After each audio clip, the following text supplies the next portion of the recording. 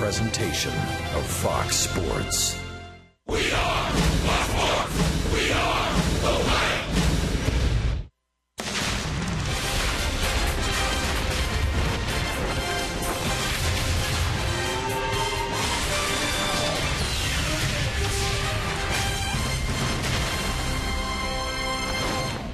Welcome to T-Mobile Tuesday Night Baseball, and welcome along the banks of the mighty Mississippi. We're in downtown St. Louis, Missouri. Game 2 of this 3-game series from Busch Stadium as the Cincinnati Reds take on the St. Louis Cardinals. And hi again, everybody, alongside Chris Welsh and Jim Day. I'm Tom Brenneman. Delighted to have you with us on this Tuesday night from St. Louis. Another tough one yesterday for the Reds. They had the lead going into the 7th. They did rally to tie it in the 9th. But, Chris, as we have seen so many times this year, one-run games and, sadly, one-run losses. Well, you're right about that. A lot of people say it's luck if you lose or win a one-run game. But when you're in a lot of one-run games, you just think like, man, it is slipping away game by game. These are the ones that in the clubhouse after the game, they kill you the most because you go back on every little play. If you're a pitcher, that one pitch that you hung. If you're a fielder, that one ball that maybe you should have fielded. If you're a hitter, the one pitch you let by that you should have hit could all have made a difference in a ball game, and I know there are a lot of guys who are wearing that feeling right now. Tonight's starter Alfredo Simon, and Chris, so much is being talked about and so much being made of what has happened to Simon since he went 12-3 and wound up pitching for the National League All-Star team. Did you really believe that Alfredo Simon was going to have a second half where he was going to go another 12-3 and end up a 20-game winner or a 22-game winner? He certainly gave that indication early on. But since the All-Star break, it's been a major collapse. His control has gotten bad. He's not attacking the strike zone. His fastball is still there. I think that he's somewhat fatigued, probably mentally more than physically, because it is a grind going out there every 5 days and having 8 guys in that other lineup each have you in the crosshairs. And, of course, Brian Price has vehemently denied that the innings and the pitches and so on and so forth have anything to do with Alfredo Simon's demise of late. He'll try and right the ship tonight. Meanwhile, the Reds get a look at recently acquired right-hander John Lackey. Well, the Red Sox gave him up, and at one time this young man was one of the best pitchers in the American League. In 2007, had the lowest earned run average in the American League. He's got 2 starts over here with the Cardinals at home, and they have been very, very good. He likes pitching in this ballpark. He's really a 2-pitch pitcher, but he's a very good pitcher at 35 years old towards the end of his career, but no easy task tonight here at Busch Field for the Reds. All right, when we come back, Jim Day is standing by alongside the Reds dugout. A couple of lefties had big nights last night. One good for the Reds, one not so good for the Reds. That and more coming up.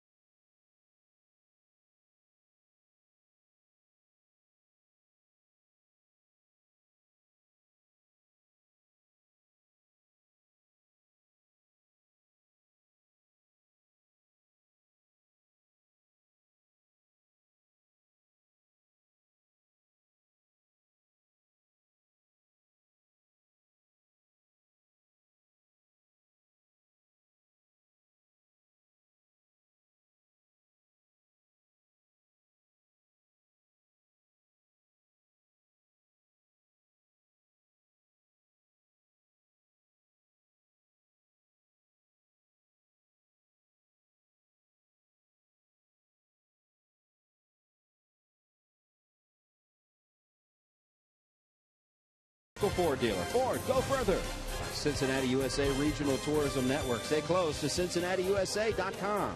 And by Skyline Chili. Feeling good? It's Skyline time. I'm Jim Day on the field just outside of the Reds dugout. You know, it's a battle of two power-hitting lefties, and it certainly was last night. The Reds hope that only one half of that equation happens tonight, and that would be Jay Bruce, because the Beaumont Bomber bombed one out of the yard last night, a 3-run home run. 2 for 5 last night with that 3-run long ball, a double, and drove in 4. That is a season high for Bruce, and a season which has, by his standards and many others, has not been Jay Bruce-like. But Matt Adams has flat out just killed Cincinnati this year. 3 for 5 last night, couple of doubles, and drove in a run. And when you see a guy like that going the other way, even dinking and dunking, you know that he loves to hit against the Reds. In fact, he's our T-Mobile game changer, and he's been a game changer against Cincinnati this year. 10 games, 447 average, 6 doubles, 2 runs driven in, and in 21 games in his young career, 373, 5 long balls, 8 doubles, and 11 runs driven in. Mount Adams, Grizzly Adams, whatever you want to call him, the big guy loves to swing it against Cincinnati. Coming up, only luck is no luck. What am I talking about? Well, the boys back in the Cincinnati studios. We'll talk about it when we come back on your home for Reds baseball, Fox Sports Ohio.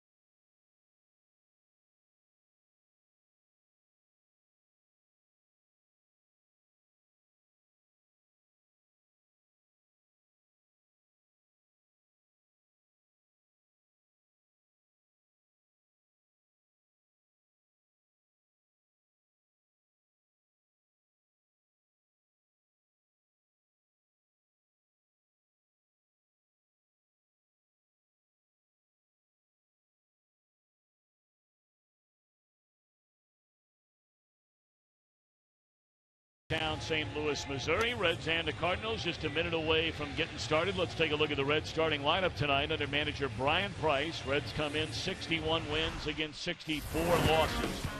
The lineup presented by Meyer. Billy Hamilton, Jay Bruce, Todd Frazier to start it. Kevin Mesoraco in the cleanup spot. Ryan Ludwig again in left. Brandon Phillips back in the lineup again at second base. And the latter third of Brian Pena, the first baseman. Zach Cozart, the shortstop. Alfredo Simon on the mound. John Lackey, an 11-game winner this year, pitching for Boston. 1-1 in 3 starts since coming over to St. Louis. Being a double-digit winner is nothing new for John Lackey. He is now making start number 347. Really one of the more unappreciated pitchers in the major leagues over the last 11 or 12 years. Of course, most of those years spent in Anaheim with the Angels, and there's a strike to Billy Hamilton, and this one underway.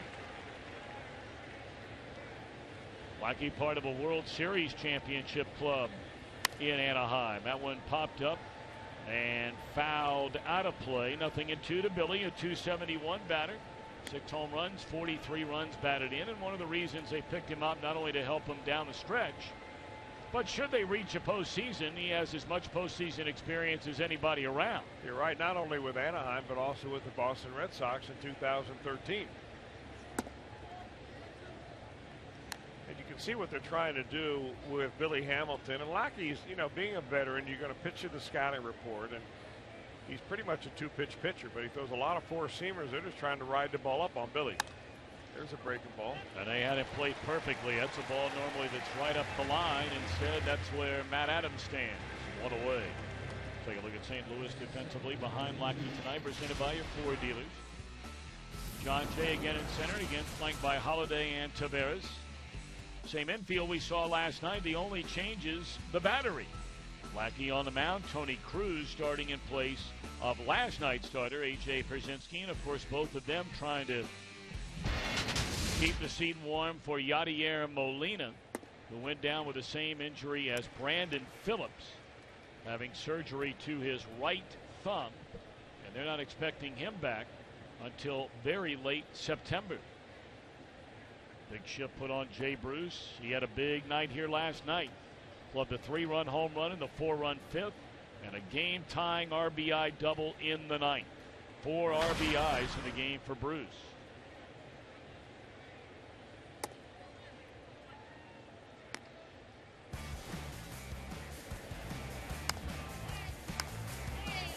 That was a home run swing by Bruce to cap off that 4-run fifth inning against Justin Masterson. It gave the Reds a lead they held until pinch hitter Daniel Descalzo had a run-scoring double against Mike Leake in the 7th. Cardinals took the lead in the 8th inning, but the Reds would tie it in the 9th, only to fall on a run-scoring base hit by Johnny Peralta against Logan Ondrusek in the 10th. 2-2 on Jay Bruce. And he chases one away from him, and that's out number 2.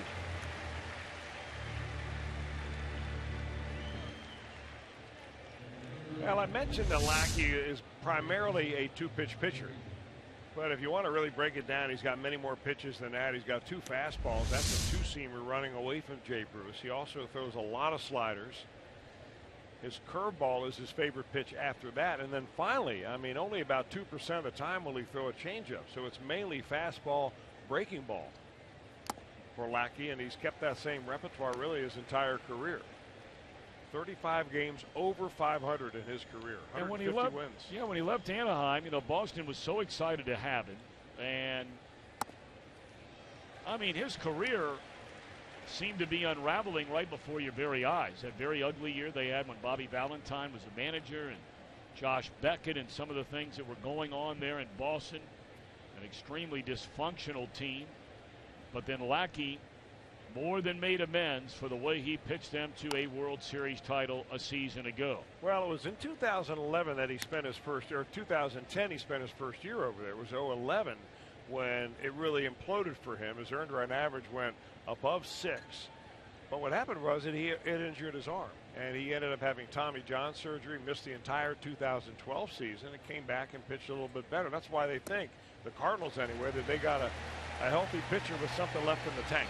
Well, he's off to a good start tonight. He retires the side in order, and Alfredo Simon will try and do the same when we return.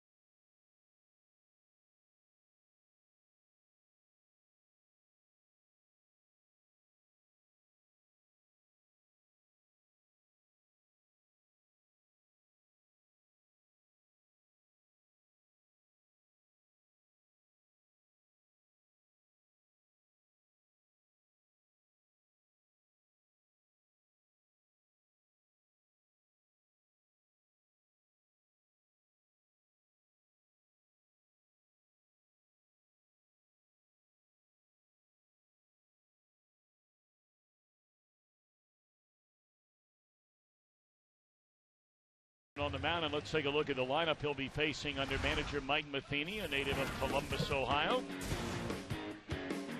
Brought to you by Meyer, Matt Carpenter, Colton Wong, and Matt Holliday, 1, 2, and 3.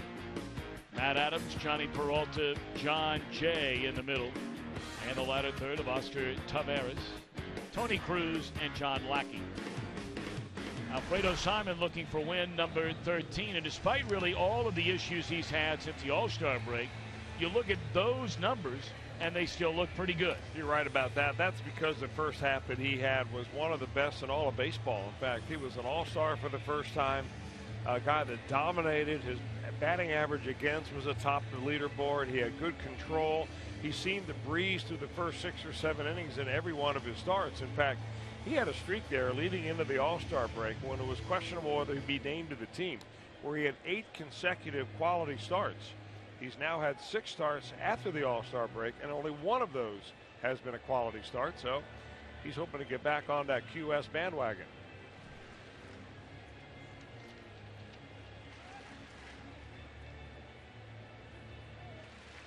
It's hard to believe, but this is the first time this season, and the Reds have played the Cardinals 10 times. It is the first time that Alfredo Simon has faced St. Louis.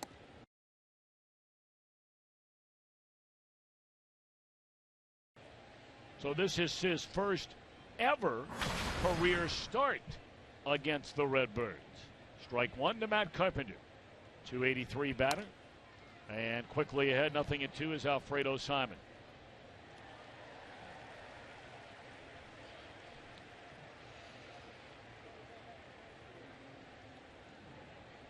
Simon faced the Cardinals 8 times last year alone, all of them as a reliever. And that one's in the air, shallow center field, easy for Billy Hamilton. And Carpenter retired to begin the St. Louis first. We look at the Reds on defense. Well, there were some great plays made in the game here last night by both teams. The defense presented by Ford, Ludwig, Hamilton, Bruce, left, center, and right. Frazier, Cozart, Phillips, Pena, third to first. Mesoraco hanging the signs for Alfredo. So where Andrew McCutchen was activated tonight for the Pittsburgh Pirates, but they are getting drilled again as they were last night by the Atlanta Braves. Boy, the Braves 5 days ago, they were playing so poorly you wondered if they could beat one of the Little League World Series teams. They couldn't score, they were striking out, they couldn't get anybody out. And then after a weekend sweep of the Oakland Athletics, they continue to lay it on the Pirates. That is a 5-1 ball game in the bottom of the 4th inning tonight.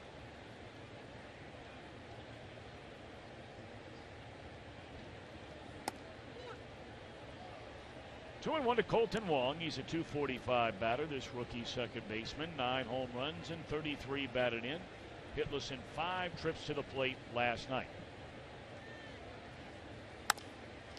And there's a drive in the left field, but Ludwig got a good jump on it. Step in front of the wall for the second out of the inning.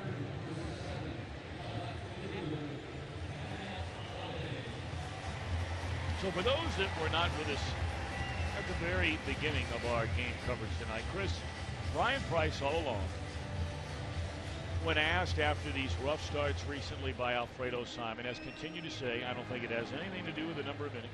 I don't think it has anything to do with his workload. Showed you a moment ago he's already thrown more pitches this year and thrown more innings this year than he has in any year of his career. That is not as important as perhaps when you consider the fact that he has not been a starting pitcher for 4 years. Well, I think it's a grind, Tom, and that's what happens when you're a starting pitcher over the course of a full major league season. I mean, you've got to get yourself ready every 5th day. You have a routine that you get into. This is the first year he's had a routine like this in a long time. And I think that that's where it is. If you look at the numbers, and you can go on the internet and find websites that'll show you the exact speed and movement of all those pitches, the locations and so on, he's not lost one bit of velocity, and that's probably what Brian Price is talking to.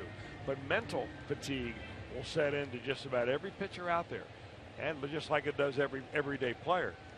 And you got to figure out a way to get through it. And if you're going through it for the first time, you're seeing what happened to Simon, what happens to a lot of young players their first time through the major leagues. Now let me ask you a question. I think a lot of average fans at home, and me sitting next to you here in the booth, could understand the mental fatigue of an everyday player and the physical fatigue of an everyday player. Where is the mental fatigue for a starting pitcher? Well, just take the consideration. A starting pitcher stands out there and he goes one-on-one with 9 guys on the other team. And every one of those guys has studied you. They want you. They're after you. Some have seen you before and don't like you. Some have seen you before and they like to hit off of you. And you're challenging each one of those, until you get 27 outs on the game. Most of the time as a starter, you're seeing him 3 times a game. So that's where the fatigue comes in. And you get out there sometime, and I think what's happened with Alfredo, he got knocked around a little bit right after the All-Star break, and then you begin to question whether you can go as aggressive as he was early on. But his stuff seems good. He still has a good curveball, and this ought to be a good environment for him to pitch, because he does have a good curveball. That's one of his best pitches. In Colorado, not a good place at all for Simon because curveballs don't work there. But when you get humidity like we finally have here in the Midwest, and it's going to get hot the rest of the week, this is one of the best places to snap off a curveball right here in St. Louis. 1-2 on Holiday.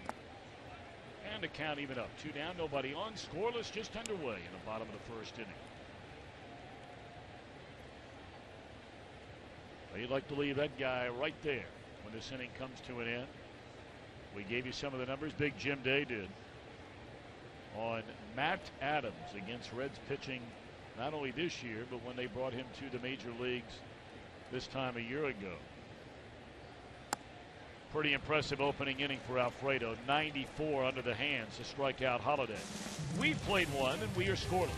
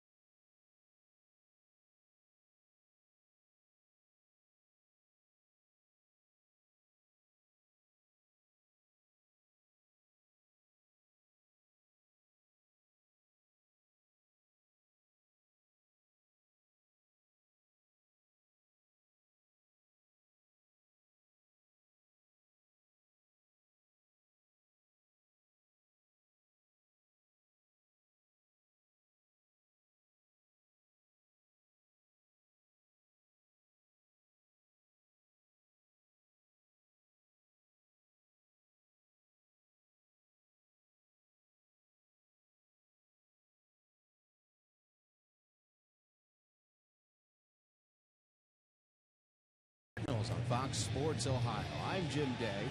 Much like in Cincinnati with the Banks project, they have their own development here in St. Louis. It's called Ballpark Village. It sits outside left field here at the new Busch Stadium. Actually sits on the site of the old Busch Stadium. It includes the St. Louis Cardinals Hall of Fame and Museum, and it's a mixture of retail and entertainment. They're trying to create a neighborhood atmosphere just like the Banks in Cincinnati, and also trying to revitalize downtown. It's also going to be a year-round venue.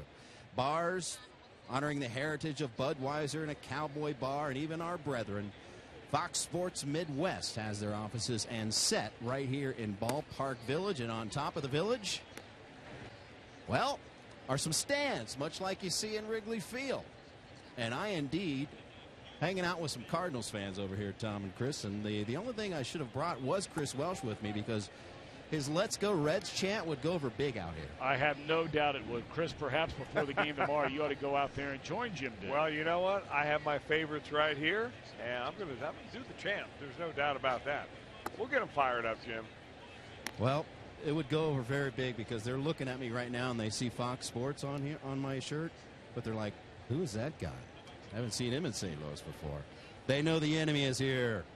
Well, why don't you hold us a chair for out there after the ball game? You got it.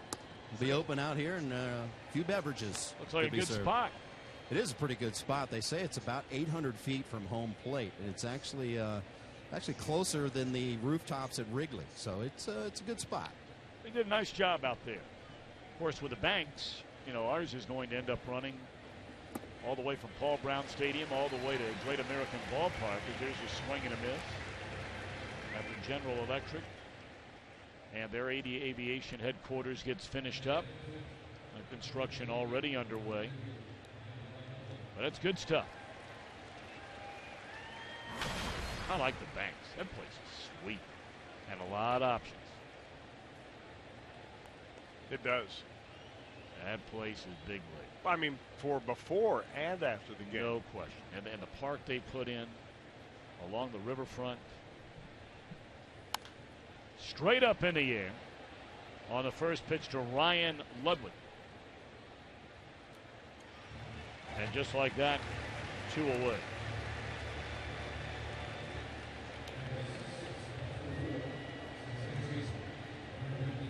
So John Lackey is now 35 years old. Originally by the Angels, he was drafted in 1999 in the second round out of University of Texas, Arlington. That's the same school where Hunter Pence went to school, and also where former Steve Foster went to school. Remember Steve Foster, sure. Right-handed pitcher?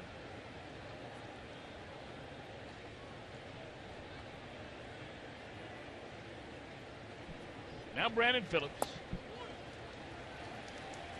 Brandon hitless in a game last night, 0 for 3. Drew a walk in his first game back since returning from thumb surgery and the disabled list. They took him out of the game as part of a double switch, you may remember, late. Randy able to play in games over the weekend, both with Louisville and with Dayton, before joining the Reds for the series opener here last night. Yeah, I'm not sure what your expectations of Brandon Phillips should be. Realistic expectations. I mean, he's coming back way before anybody thought he ever would with that, major thumb surgery. Lackey's got it going. Eyes and hands are those are the 2 things you need for a hitter. 4 strikeouts for John Lackey, no score.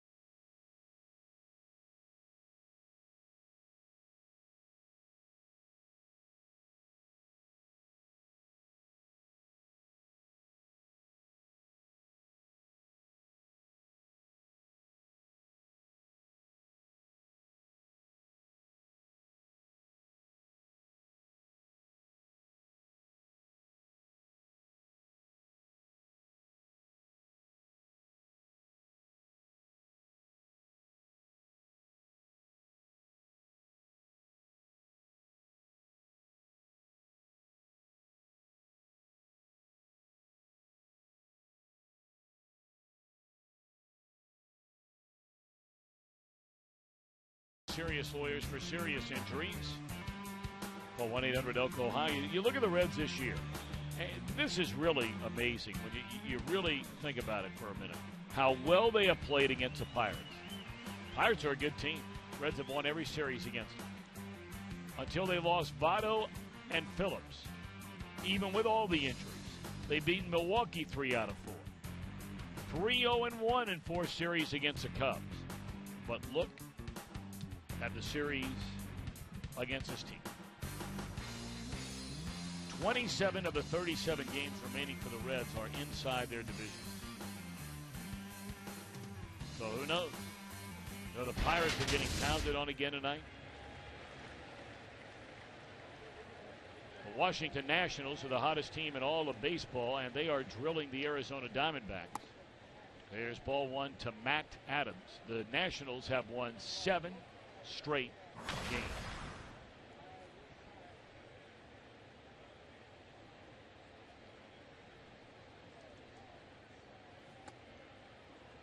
One and one to Matt Adams.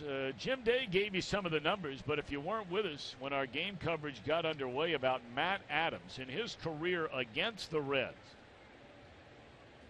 he is a .373 batter. There's a fly ball into left field, so they're going to take care of him his first time up tonight. And Alfredo Simon has retired the first 4 Cardinals to face him. Well, he's throwing a lot more strikes already, and I think that is what Jeff Pico has been trying to tell him, is just continue to go after the hitters the way you did early on. And it should give him some confidence here that they've hit the ball fairly well, but he's making them do an opposite field. And this is a very tough ballpark to move the ball going opposite, especially trying to hit it out of here.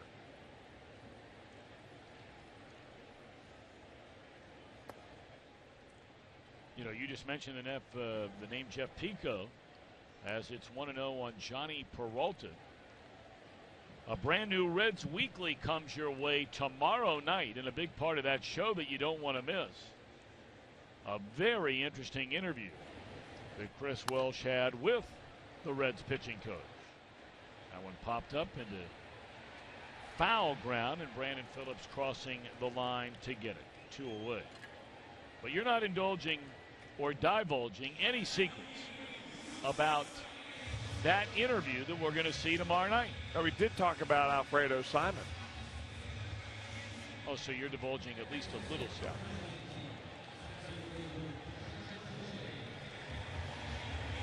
Here's Jeff Pico, first-year pitching coach under first-year manager Brian Price. Made his major league debut against the Reds. Yes. As a Chicago Cub. He threw a shutout. I was there. Cubs had high hopes for Jeff Pico. I guess so.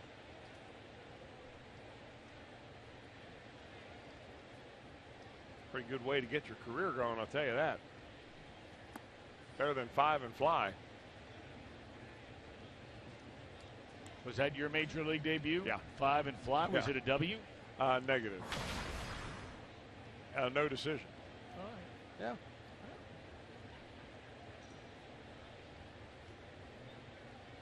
0-2 to John Jay. And that one hooked foul on a breaking ball from Alfredo Simon. Neither team with a base runner. And here we are in the bottom half of the second inning. Jay, another guy throughout his career, and we've talked about it frequently, that has always swung the bat well against the Reds.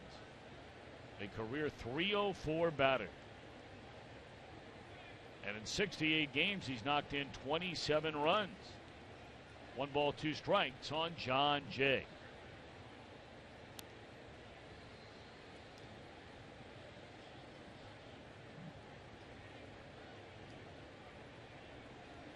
It's amazing how many of these Cardinals, and Chris brought it up briefly last night, for whatever reason, as a team, they can be going through an offensive funk. But when the Reds come to town, Cardinal hitters seem to snap out of it. They have 6 guys that play regularly that in their careers have .285 batting averages or better. Adams and Holiday and Carpenter, Molina, even Tony Cruz, John Jay. And of course that doesn't include the guy who did so much damage against him through the years, and everybody else for that matter, Albert Pujols. That one banged into center field. And a 2-out single for John Jay makes him this game's first base runner.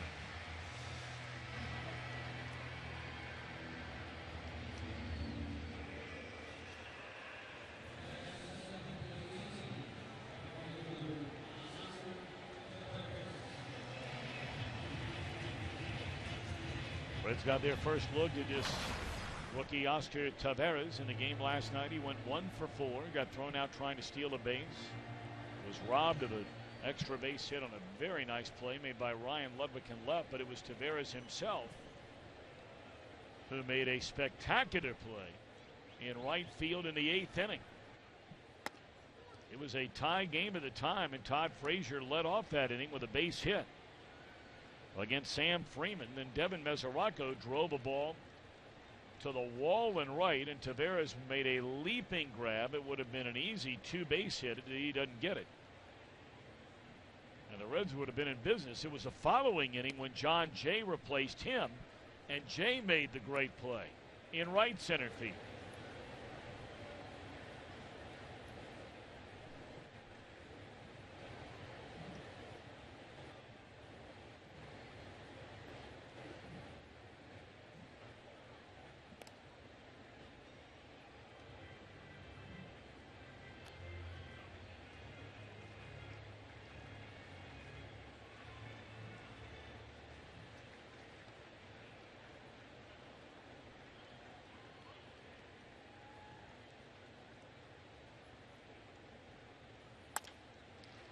Cozart, nice play, and they get the force out of Jay at second. Boy, what a nice play that was by Cozart.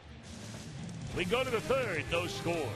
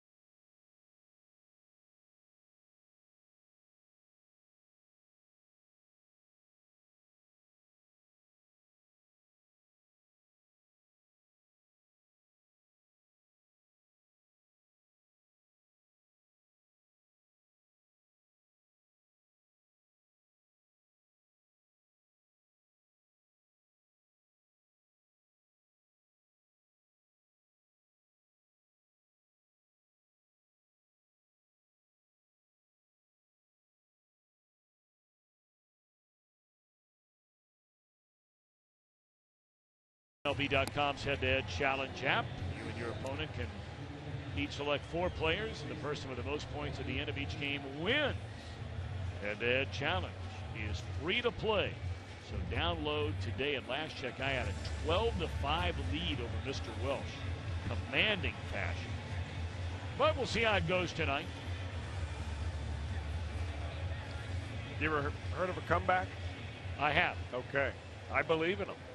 And I do too. I believe you're never out of it until you are mathematically eliminated. And that's the way the Reds are looking at this whole postseason thing right now. All they can do is show up and try to win today. And my mistake was, Tom, I'll tell you this right now, I had the big picture in mind instead of trying to win each night. And that's what I'm doing from now on. Okay. Well, good luck. I mean, already the local media and some of the fan base are starting to come down on you're the owner, but starting to come down hard on your general manager and even field manager. So things better get turned around in a hurry. I passed the word on to those guys. I have no doubt you did. Ryan Pena leading off the Reds' third inning. No score. John Lackey has retired the first 6 Reds, 4 of them via the strikeout. Hey, these guys are getting bigger and bigger all the time. John.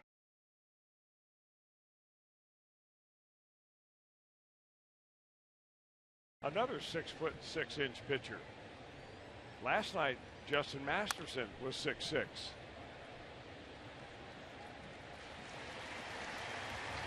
Ground ball to Adams.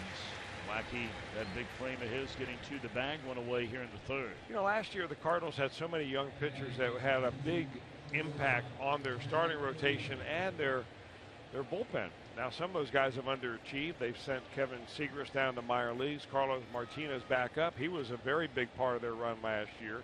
But I think what the Cardinals tried to do when they traded for Lackey and Justin Masterson for that standpoint is solidify their starting rotation and at the same time send those guys that were being kind of floating back and forth from being starters to relievers.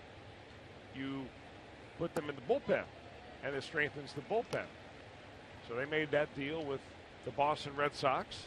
Joe Kelly, one of those guys you're talking about, who was kind of moving in and out when he was healthy enough, in and out of the rotation in the bullpen. Young man that will not be a free agent until 2019. So we'll show you that trade again.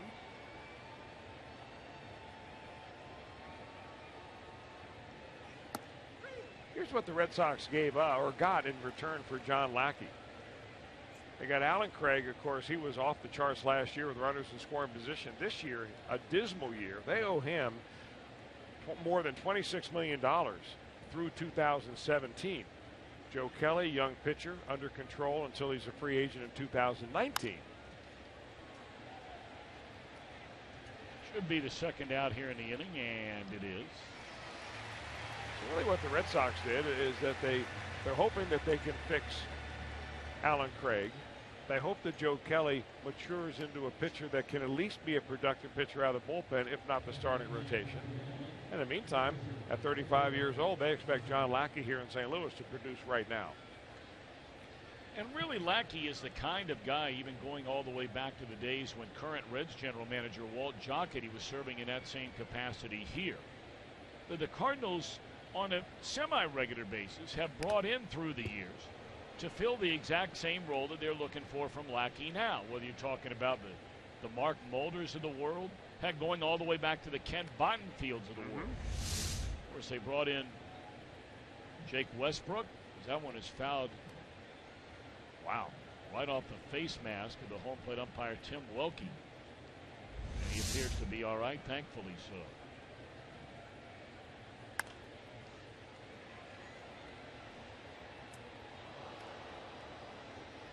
Well, the Cardinals brought in Kyle Loesch. Now, he didn't have as much experience as Lackey does now, but when they brought him in, those were the days when they had Dave Duncan as their pitching coach, who so frequently, if guys were having problems somewhere else, they seemed to get corrected once they came under his tutelage.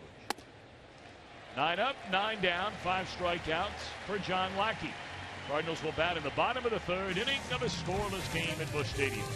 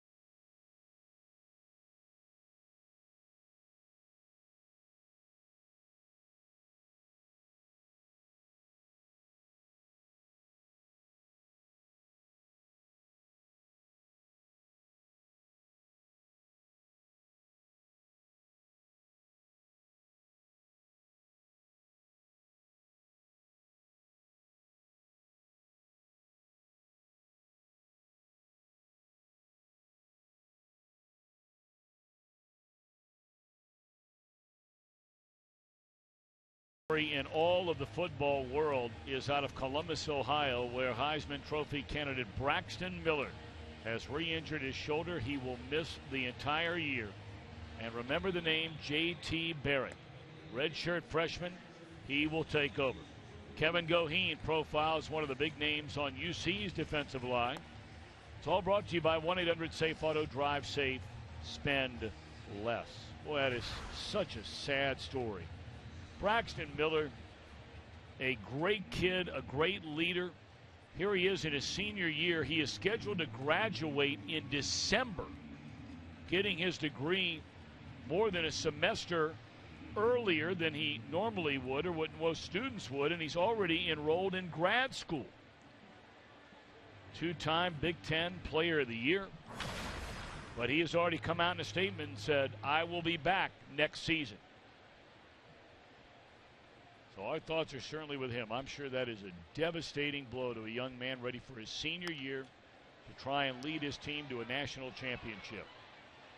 Strike one to Tony Cruz.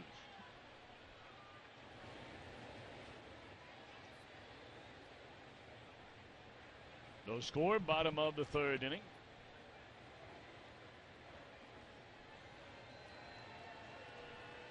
Cruz at .217 without a home run and 12 runs batted in. He was getting the bulk of the playing time when Yadier Molina initially went down. They brought in A.J. Pierzynski, who had been turned loose. And it's Cruz behind the plate tonight with Lackey on the mound. Simon has looked good through the first two innings. He's only allowed one base hit. Off balance swing there, and in foul ground, it's into the dugout. It remains 0-2 on Tony Cruz. On time right now, you can tweet your photo using hashtag #OhioFanPhoto, and perhaps we'll show it during an upcoming telecast.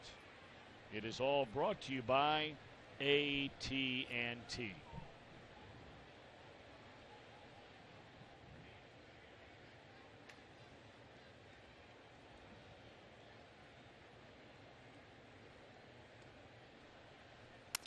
Broken bat, two-hopper to Frazier. You can just tell by the body movements of Frazier. And he addressed it even after the game last night about all the pain in that back. He said, look, I feel okay swinging the bat. And he looked like it last night. I mean, he really swung a good bat in the ballgame. But when it comes to running, and of course that doesn't have to mean just a straight run, running up the line or trying to run for a double. Even if it's just the movement of 2 or 3 steps to your left to go get a ground ball. Well, you forget also that infielders, every pitch of the ball game, when they're out there, they go from a relaxed state of standing up like he is right now to being set down, glove ready. I mean, you're on the balls of your feet, anticipating every ball that is thrown is going to be hit towards you. Outfielders can take a few pitches off, never infielders. 1-1 to John Lackey. And it's 2 balls and a strike. Lackey 0 for 4 since coming over to the National League for the first time in his major league career.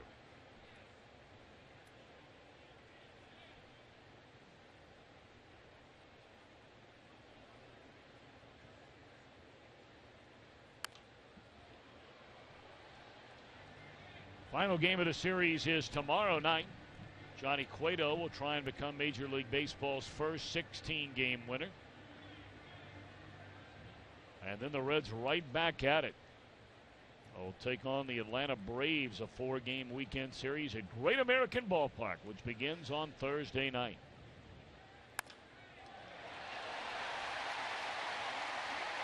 In the right center field, that'll be a base hit for Lackey.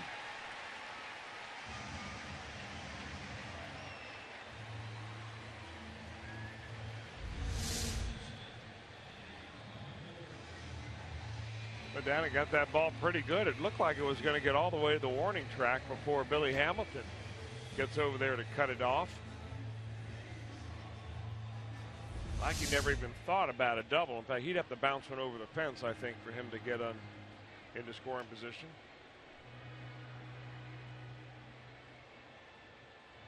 But you know what, Chris, for the life of me, and there are a lot of things when you're fortunate enough to be around baseball that make you kind of go, wow, I wonder why that is. If there is one thing I will never be able to understand, it is how pitchers are not good runners. Now, all of us are blessed to a greater or lesser extent of being fast, of being athletic. That's a given. But no one runs more on baseball teams than starting pitchers. No one used to run more than starting pitchers. Not every team out there runs their pitchers like they used to. Now, the Reds are one of the rare teams that do. Sean Marone, the strength and conditioning coach for the Reds, he makes sure he gets out those. He does the old-fashioned, fly pattern drill where you take a football or a frisbee or something, you throw it, and you send the guy deep, and he runs, and he catches the ball over his shoulder.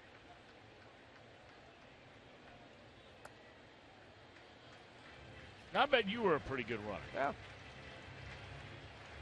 I mean, we know that's not the case anymore, but we know now that back in your day you were a good runner. Night games mostly.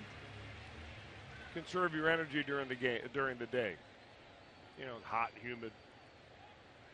I understand. 3-0 on Matt Carpenter. And there's a strike taking all the way. Carpenter flied out to the center fielder, his first time up. And baseball is a funny game. We were talking about the Braves. And, they're coming into town on Thursday night as it's strike 2 to Carpenter. I mean, this was a team in an offensive funk like we have seen the Reds, but it had lasted for nearly a month. And then the best team in baseball comes into town over the weekend when they look to be at their very worst, the Oakland A's. And the Braves sweep them, and nobody gets the Braves out anymore.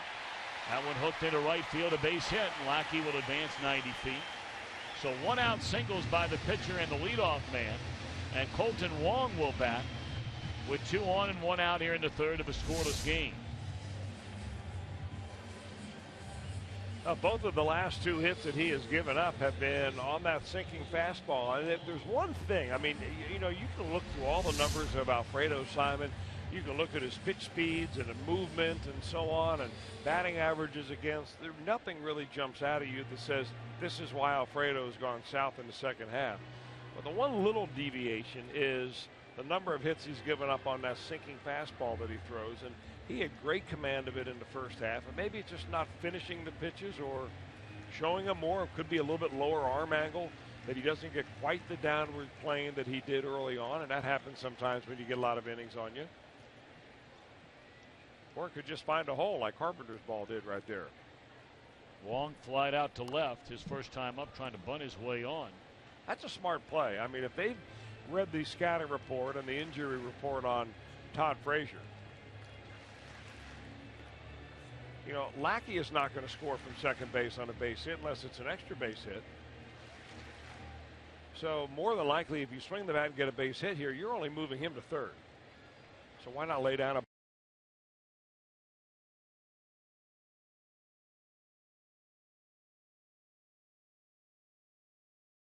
And Ludwig coming in to get it, and this will be out number 2. I mean, it's got to feel like foreign soil out there for John Lackey.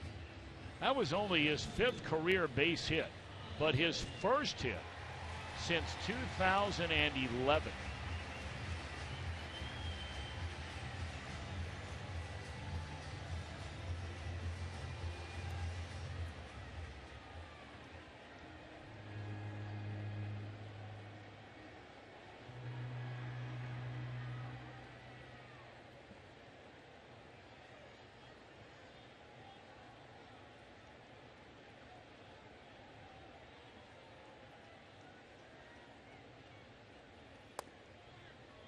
Pitch taken inside, ball 1 to Matt Holliday.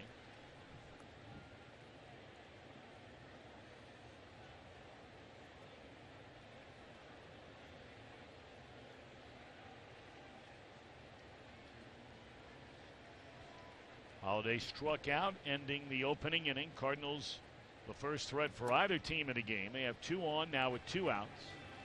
And it's 2-0 on Matt Holliday. Holiday came into the game last night hitless in a week. 19 at-bats. And wouldn't you know it, he drew a 2-out walk of all things in the first inning and scored on a double, the first of 2 runs against Mike Leake in that inning. He got a base hit to knock in a run his next time up and wound up with 2 hits in 4 at-bats, driving in a run and scoring twice, including the game winner. Again, another guy who through the years, when he sees Reds pitching, he brings his A game. .326 career average against the Reds. That's higher than his lifetime average. And has knocked in 74 runs in a little more than 100 games. Tied him up there. That was the same pitch that got him out on strikes in the first inning.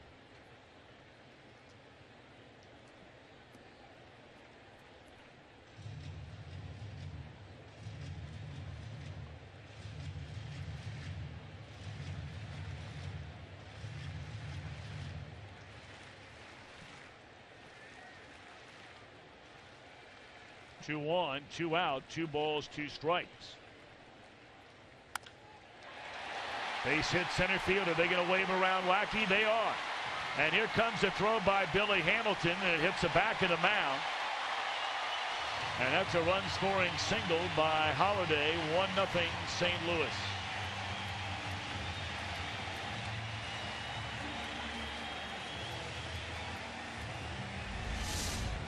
Boy, this guy finds a way to get it done against the Reds, but there is also another sinking fastball that Alfredo Simon misses his spot. He misses it right down the center of the plate.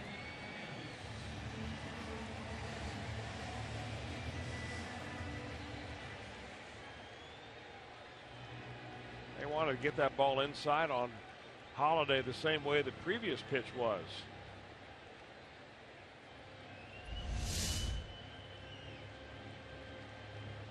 Well, perhaps part of this conversation may center around what to do with first base open and the left-handed batting Matt Adams coming up.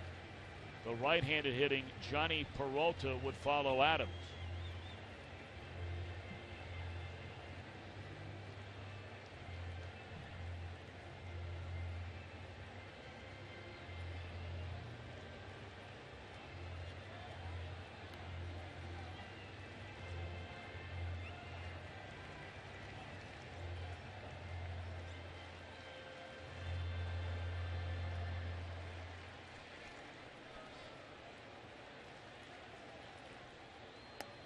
And indeed, they will intentionally walk Adams.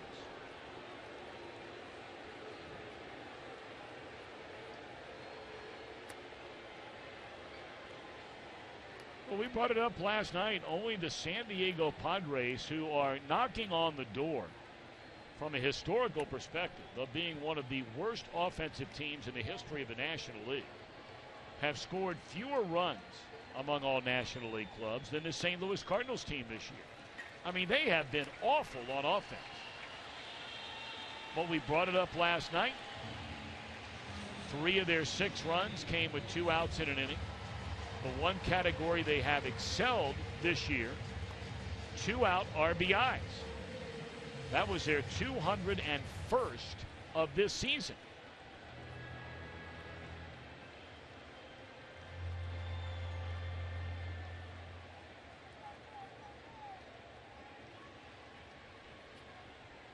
Well, they are loaded for Peralta.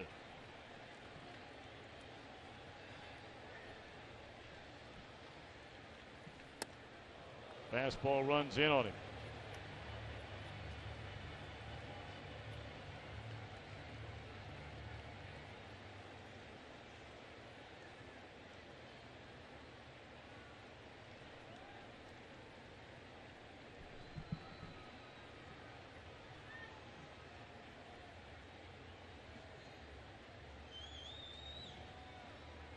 One and 0 with the bases loaded and 2 out. Grounded foul. Cardinals had 2 on with 1 out in the bottom of the 10th inning last night when Peralta stepped to the plate. And that's the way it ended.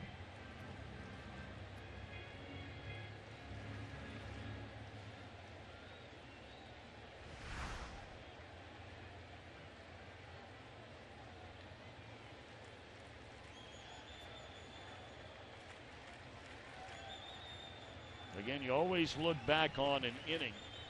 Chris touched on it earlier. When you're going the way the Reds are right now in so many one-run games, tight games, close games, they've been playing those all year. Pitchers may ask themselves, what if? And you got to believe Alfredo is wondering about the pitcher getting a base hit with one out in this inning. Like he had not had a hit in over 3 years. That one in the dirt, and everybody will stay put.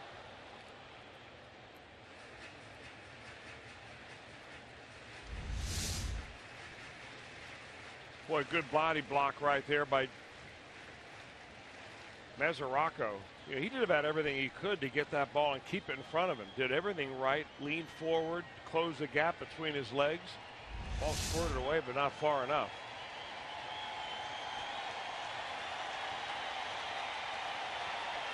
Carpenter down at third.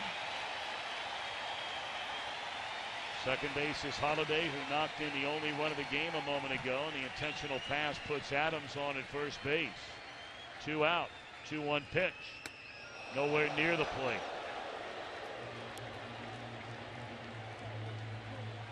Simon has really taken a lot of time out there on the mound. He's already completely sweated through that shirt. Well, it's a really hot and humid night. That's not unusual in St. Louis, but what doesn't give you a lot of confidence right now is that the last pitch nearly went to the backstop high. The pitch previous to that nearly went to the backstop low. Having a hard time gauging it here.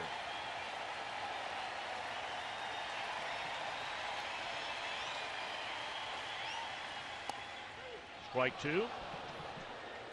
One more pitch to make here for Simon.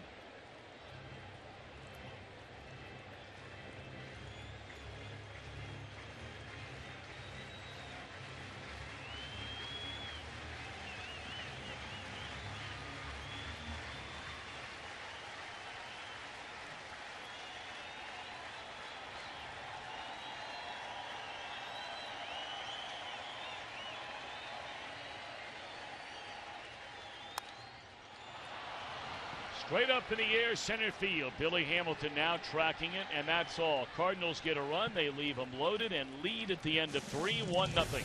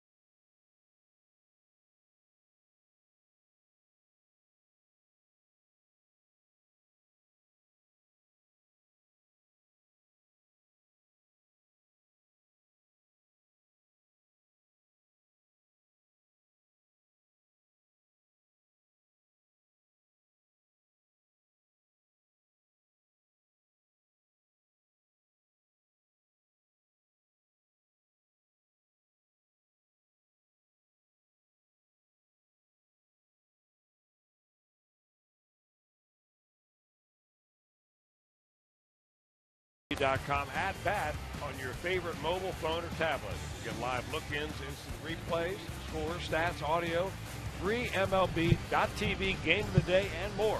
Download the app on the App Store or visit Reds.com and do it today.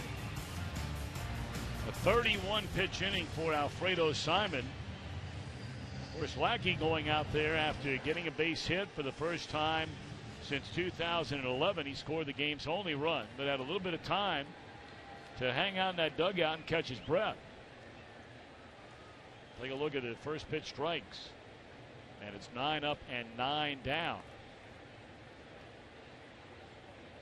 Pretty good breakdown right there. I mean, the pitching coaches preach it. John Lackey lives it. You throw a first pitch strike, you're ultra successful. When you don't, you're pitching out of stretch. 10 out of 10. And shortly thereafter, you're backing up third.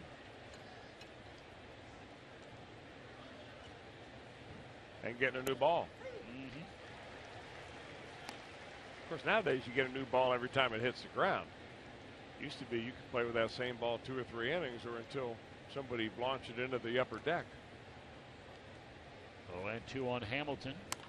And a grounder foul. He hit one up that first base line for an out in the first inning.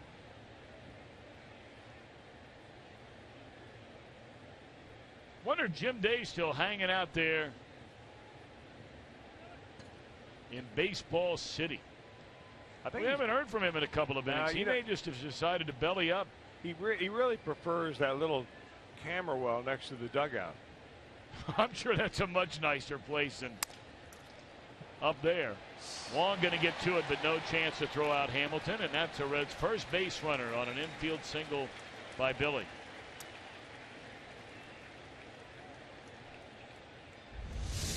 Now, this is the guy the Reds need to get on base. It puts the opposition on the defensive. You change all your different thinking right here. You got John Lackey thinking about stolen base.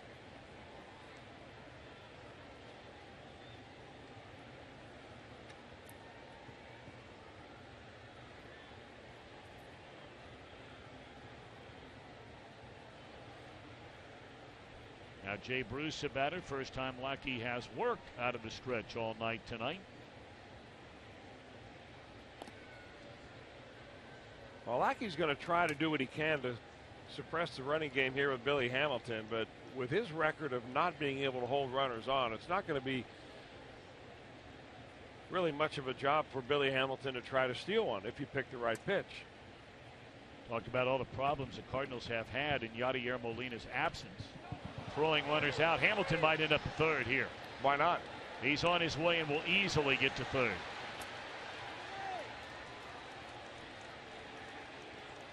That'll be a throwing error on Lackey, and it really wasn't the kind of pickoff throw where you're trying to pick anybody off.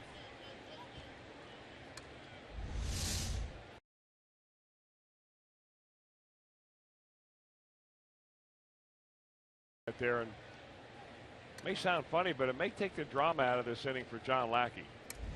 Rather than worrying about the runner at first base and maybe dishing up a fat one to Jay Bruce, now you got him on third and you're thinking, well, he's probably going to score. Let me just limit the damage here to 1 and make sure I don't hang one to Bruce and give him another home run. Well, he struck Jay out his first time up. And the only guy on the field that you can hit the ball to where they were going to keep the runner at third is exactly where Bruce hit it, who so rarely ever hits the ball to the left side of the infield.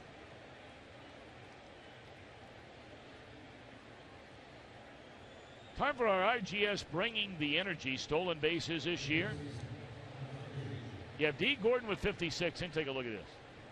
These are some of the teams between Gordon and Hamilton. Cardinals, Cubbies, and Marlins. And the Giants on his heels. Well, now all infielders will come in. With a runner at third, that is the tying run, and 1 out for Todd Frazier, who struck out his first time up. Yeah, it's a little different deal now that you get 1 out, because Lackey's thinking, all right, I struck this guy out before. If I can strike him out again, I can actually get out of this inning with no damage at all and keep that 1-run lead.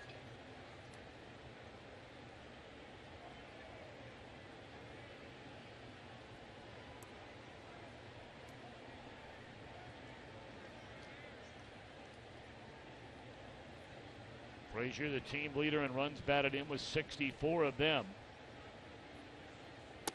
And they pitch him away. It goes to 2-0. And you wonder now, do you think about not giving Frazier anything to hit and at least conceivably setting up a would-be inning-ending double play with Frazier as a runner at first? We'll see how they pitch him.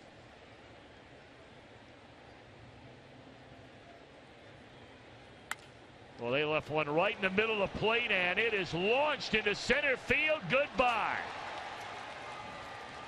They were set up away for a third time, and it was nowhere near the outside corner. And now it's outside the playing field. A 2-run big fly by Frazier, 2-1 Cincinnati. Well, a 3-run homer by Jay Bruce last night, and that 2-0 curveball right out the front door by Todd Frazier. Well, you're right about hanging it. I mean, he hung it right up there, and man, oh man, Frazier is so strong. That'll make the old back feel a little better. It's a lot easier to jog than it is to sprint. With that monkey off your back. How about that? First home run in a month.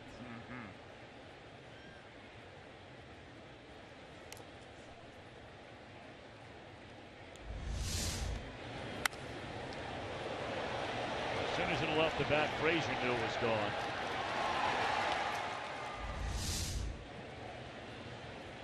Home run number 21 for Frazier, and the Reds have the lead. Way out in front is Mesoraco, 1-2. Devin struck out his first time up.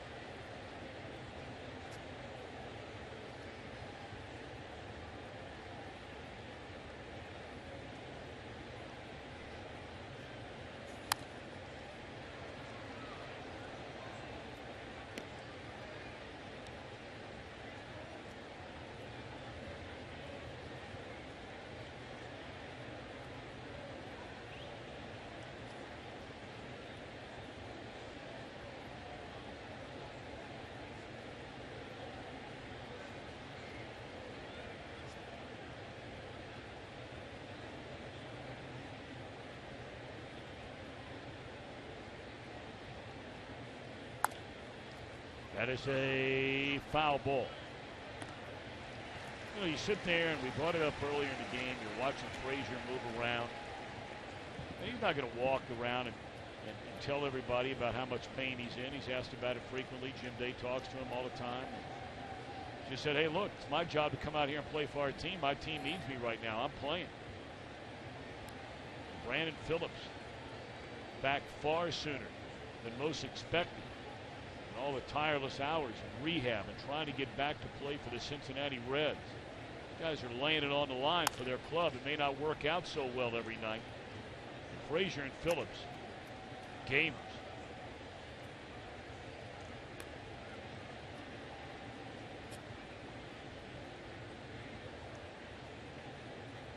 And they're not the only ones. But those are two guys we know that are far less than 100% right now. That one on the ground, and Carpenter will throw out Mesoraco, 2 away in the inning.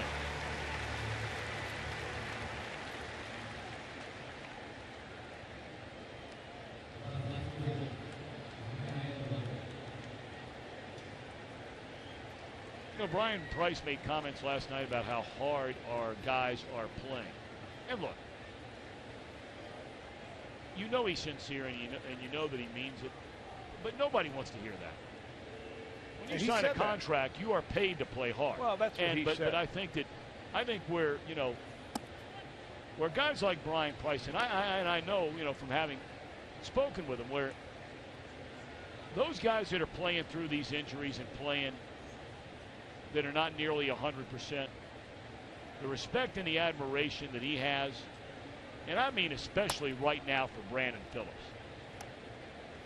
When you're the manager, and Brian has talked about this frequently, you really get to know the pitchers well, but you're not around the position players a lot as a pitching coach. Correct. When you're the manager, you have to get to know, and he talked about that being his #1 priority, is getting to know the position players and the things they go through and the way they have to prepare each and every day. And his admiration for Brandon Phillips right now is at an all-time high. I think the ditto that for the players in that dugout right now, too. On the other stuff, though, as far as saying that the guys are playing hard and mentioning that, I got to figure that Brian Price is running out of things to say. No doubt. I mean, he's answering the same questions after every game. You know, 3 losses in a row like that in Colorado. What do you say? You come in here, you lose a 1-run extra inning game last night. What do you say? You show up at the ballpark, same riders asking the same questions. That one hit a ton down the left field line, but that will have been foul.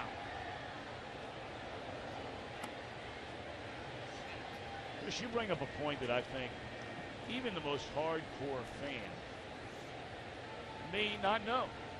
And you are 100% accurate in that these managers have to talk to the press before every game, and they talk to the press after every game.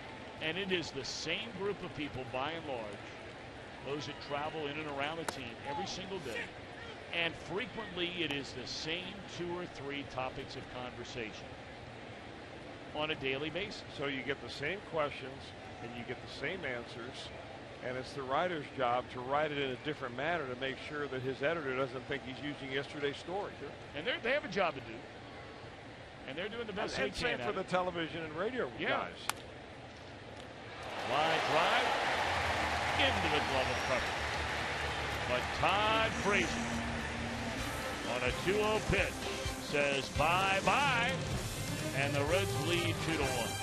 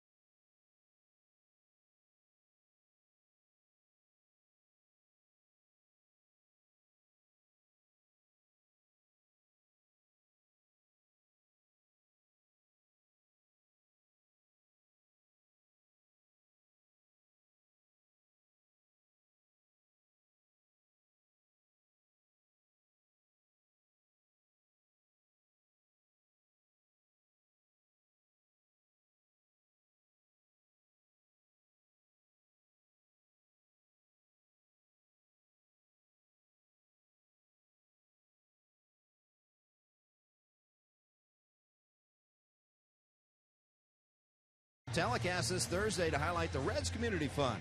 It all starts with a special 1-hour edition of Reds Live. It starts at 6 o'clock. Viewers and fans will be able to purchase an MVP bag containing exclusive Reds merchandise, plus complimentary tickets for a donation of $100. Proceeds will benefit the new P&G Cincinnati MLB Urban Youth Academy. And we're looking forward to that. I'm Jim Day, and as we talked about last night, the Reds need a starting pitcher on that night on Thursday. And the Reds did confirm today that it will be the lefty David Holmberg who will make his second start for Cincinnati. Brian Price says that he learned a lot off of his start earlier this season, and perhaps Holmberg will have a much better go of it. But guys, we're looking forward to Thursday because all benefiting the Reds Community Fund and that new Urban Youth Academy, which they're having a grand opening, cutting the ribbon on Friday. Going to be a big couple of days. I mean, to give you an idea about how big a deal this Urban Academy is for Major League Baseball and for us in Cincinnati, there aren't even a total of a handful of cities across the country where there is an Urban Academy. Cincinnati is one of them. The Commissioner of Baseball, Bud Selig, is flying in for the ribbon-cutting ceremonies. It is a big deal. Oh, big deal. And I was out there about 2 weeks ago, fortunate enough to have our son attend one of the Reds baseball camps. And, boy, is it a beautiful place. And I encourage each and every one of you, if you have the opportunity, it's right a block and a half away from the Cincinnati Gardens. When you drive by that old barn and you think about some of the great events in that place through the years. But it's right around the corner off Seymour Avenue. They've done a lot of nice things with that whole neighborhood over there. Well, the outdoor fields, which are top-notch, are already open. Yep, that's where the camp was. And this is where the indoor facility, which, 33,000 square feet? Mm-hmm. Can't wait to see it.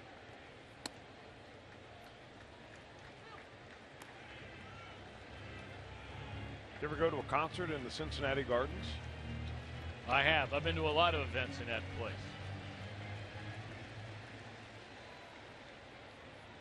My first concert ever there.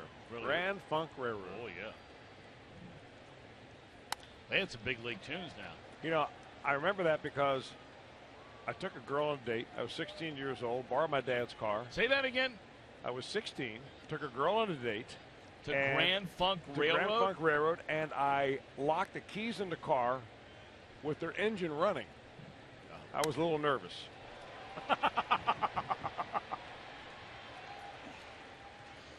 Well, what happened? I knocked on a nearby apartment, and those are back in the old days when you could take a coat hanger and fish it in through the window and pop the lock. Except most people are doing that and they're not inhaling the exhaust fumes. And how'd the date go? It was a one and done. Yeah. Just the start of many. Oscar Taveras now the batter with one out in the inning. Reds with a 2-1 lead.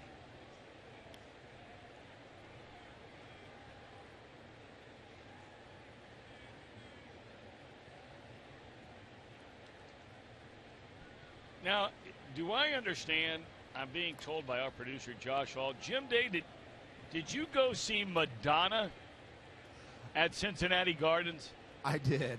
I was a high school senior, and it was her first tour ever in the mid-'80s. Hey, man, she had a lot of hits. She did, but all my friends were making fun of me. Why are you going to Madonna concert? I said, think about who goes to Madonna concerts.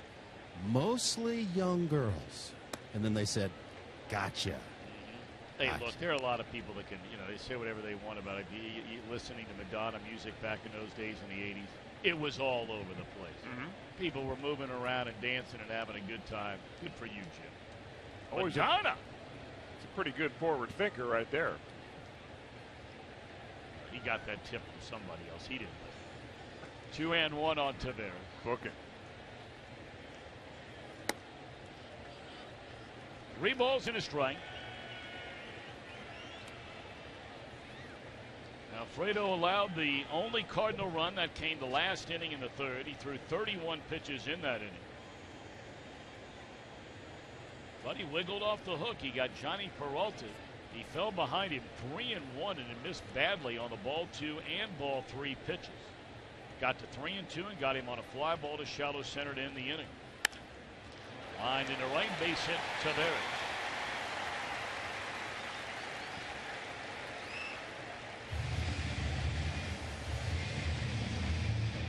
Well, as a reminder, as you enjoy a cold one, thinking about having our Miller Time moment, maybe tonight, which is coming up later on, we ought to have Jim Day sing a few bars of Borderline.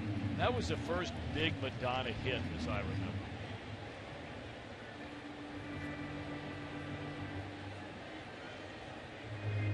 You keep on pushing my love over the borderline.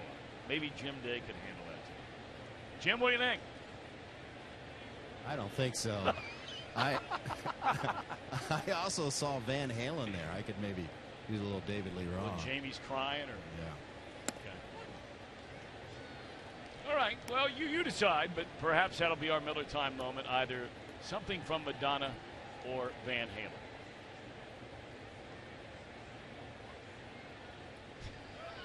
I don't think so.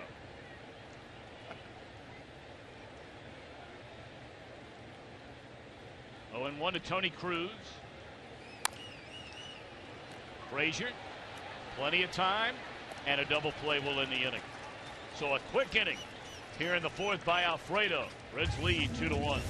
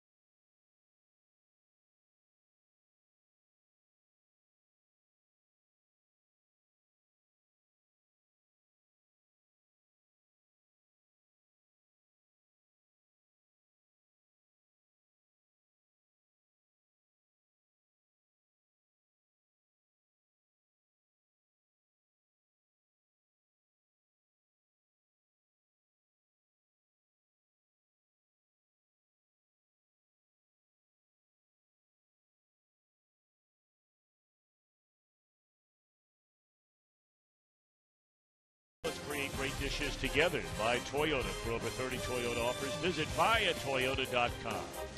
Go for the Save on Wing Tuesdays at B-Dubs with specially priced wings all day. Buffalo Wild Wings, Wings, Beer, Sports, and by T-Mobile. Tuesday Night Baseball.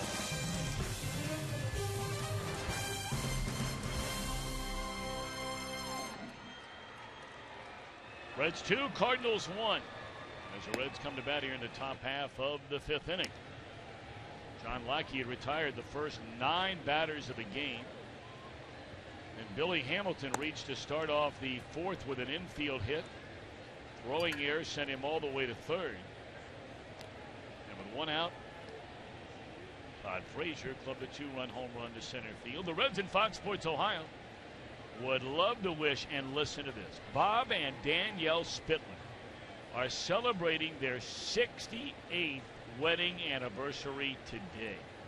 68 years they've been together. God bless you, Bob and Danielle Spitler. Happy anniversary.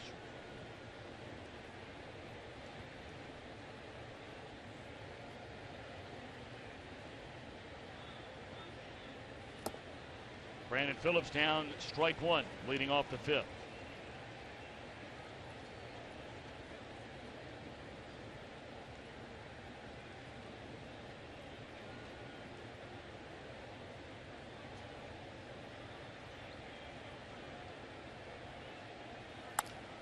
And there is a base hit, the first base hit for Brandon. Since coming off the disabled list, in fact, it's his first base hit, period. He had a couple of walks, did not have a hit on his rehab stint. And that was with Louisville. He did have a pair, the one game with Dayton right before the final tune-up before joining the Reds.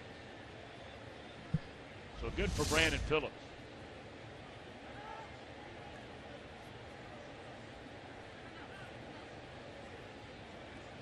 Now, the Reds have hit the ball a lot harder the second time around the order against John Lackey than the first time. Hamilton an infield hit, but he still hit it pretty sharply. Frazier a bomb of a home run. Ludwig blistered a ball right at the third baseman for the 3rd out of the inning. That ball well struck by Phillips. Nothing like the first time through the order when Lackey really owned the Reds. And that batting average against creeps up just a little bit each time.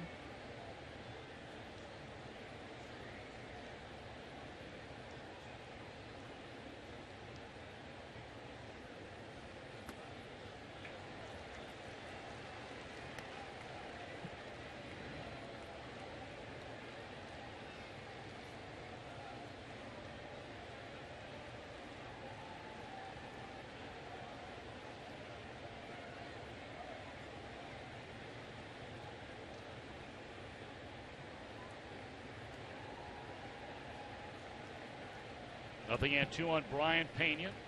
Pena hit the ball very sharply here in the game last night with a right-hander Masterson on the mound.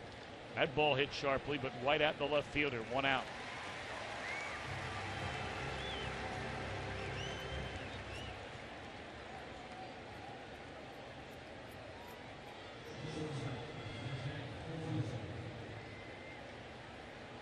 Zach Cozart fouled out to the second baseman his first time up.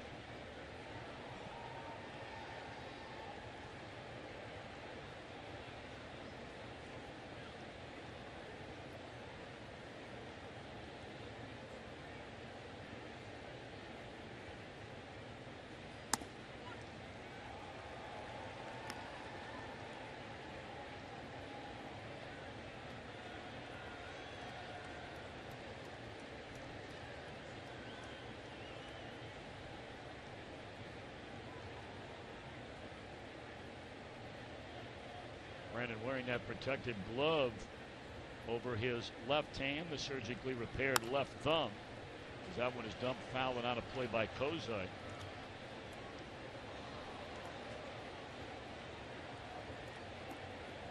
He's playing with that whether he's running the bases, playing with a protective device when he's out on the field, out under his glove.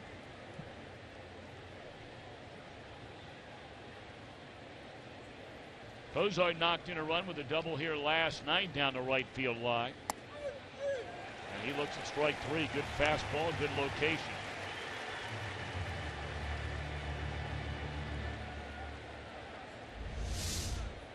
Yeah, he struck out 5 in the first 3 innings. Lackey did. He gets it right on the inside corner, or off the corner anyway. And that's his first of the last 2 frames. Coach ought to go back and look at that on video and realize, man, it wasn't me after all. You know, the Cardinals have an interesting clause in the contract of John Lackey. When he signed a 5-year deal with the Boston Red Sox in 2009, it had a clause in there that if he missed any time with an elbow injury, that he would have to play an additional year, a 6th year in that contract for the major league minimum. And that would be next year for the Cardinals. Now the question is, will the Cardinals try to renegotiate a deal and maybe add a year or 2 to his contract and make that a little bit better deal for both parties? But that's kind of an interesting way to go about things.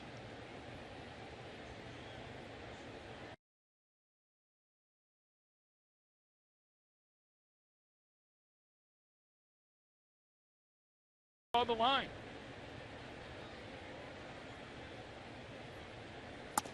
Swing and a miss by Alfredo Simon.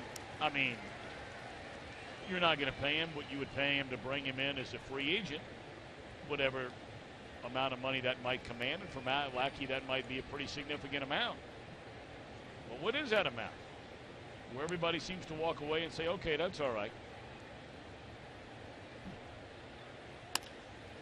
Simon hits this ball hard. Tavares there, inning over. A single to man left. After 4.5, the Reds with a 1-run lead.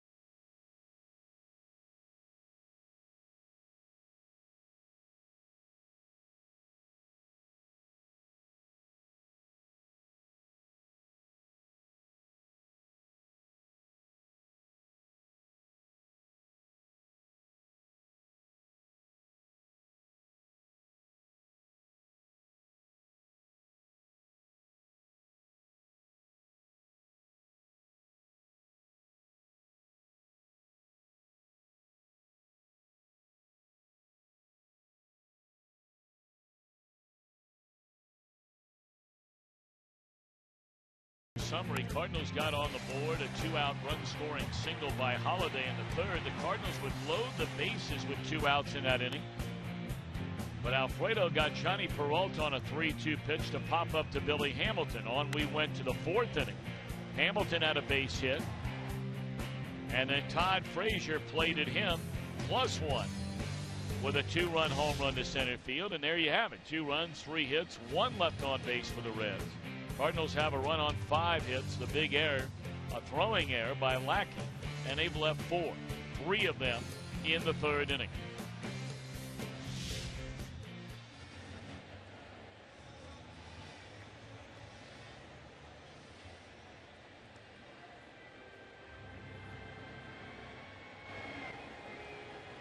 Lackey picked up his 5th major league hit. And his first since 2011. He wound up scoring the Cardinals' only run back in the 3rd.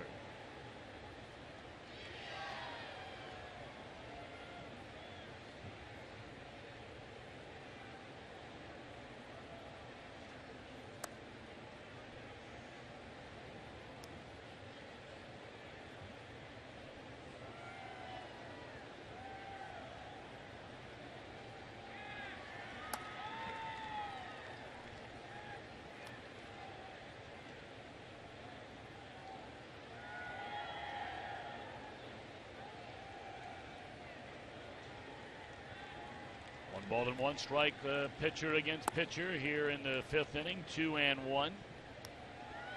Matt Carpenter, Colton Wong to follow John Lackey.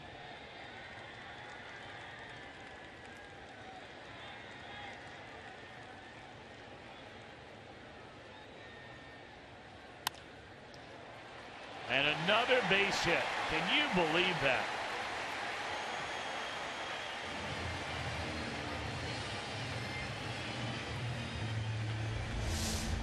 What was that Joe Nuxall used to always say? You get up there and swing the bat, you're dangerous.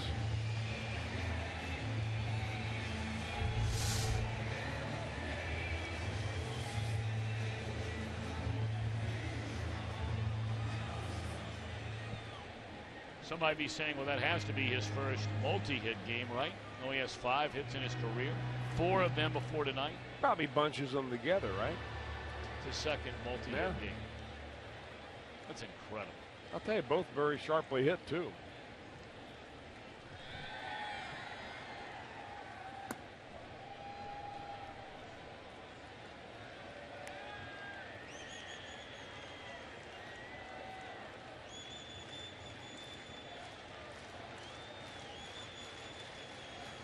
This is where things got dicey for Simon.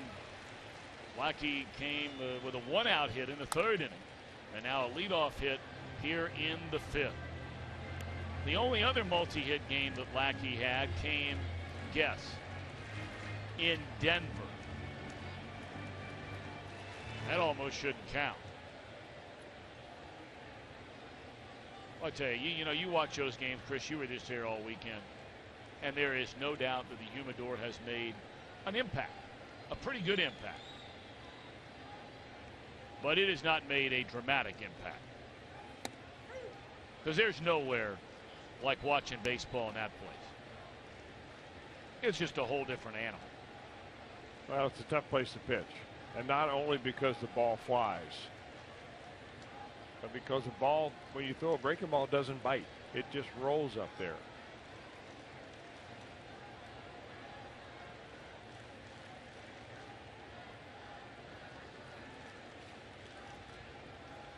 So you think it's fair to hold it against players that go through Colorado, have great careers like Todd Helton, and keep him out of the Hall of Fame because they have the Coors Field factor? No, but I do think, though, that before you're voting on a player that spends his entire career, and Helton had a phenomenal career.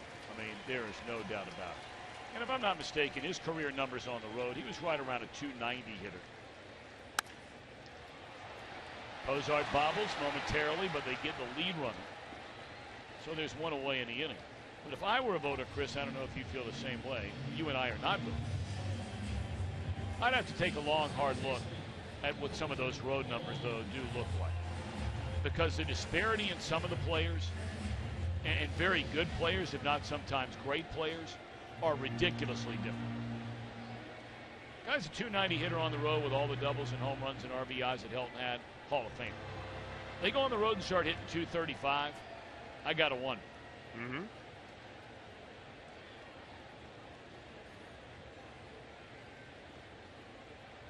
course, they get livid with you when you bring up that topic out in Colorado. But look, there's enough of a, as you like to say, sample size now. That franchise started in 1993.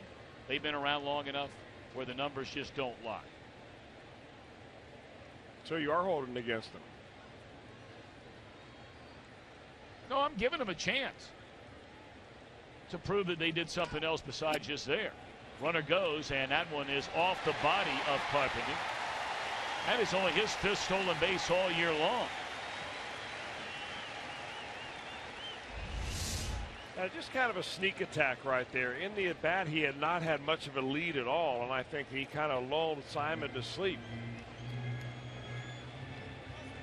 Mesoraco made a terrific throw last night to throw a runner out from his knees. That time it got away from him. So now that tying run sits out there at second base with 1 out in the inning.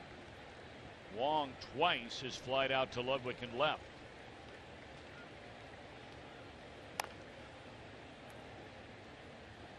And Mitch Smith, our statistician, I was pretty close to being right.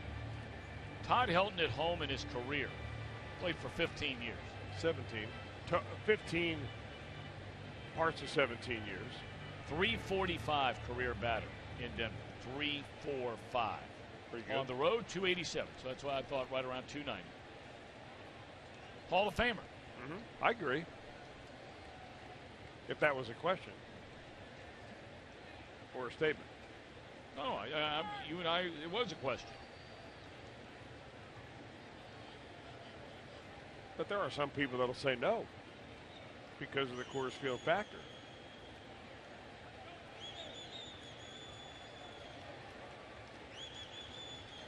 One and one account on Colton Wong. And now 1-2.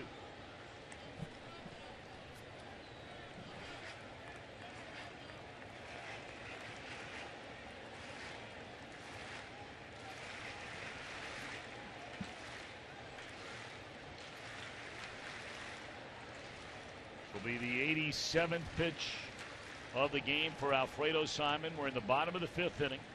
Carpenter, the tying run out at second base. And it remains at 1-2 strikes on Wong.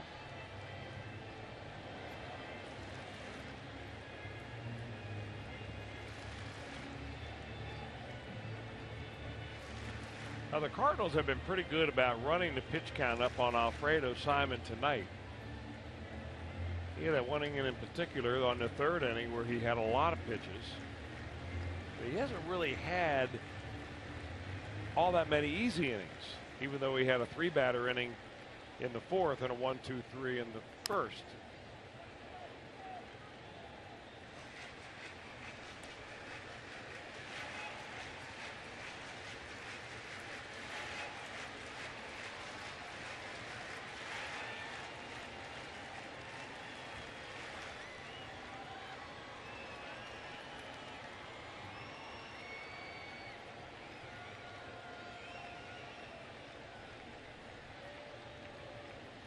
One and two to count now on Wong.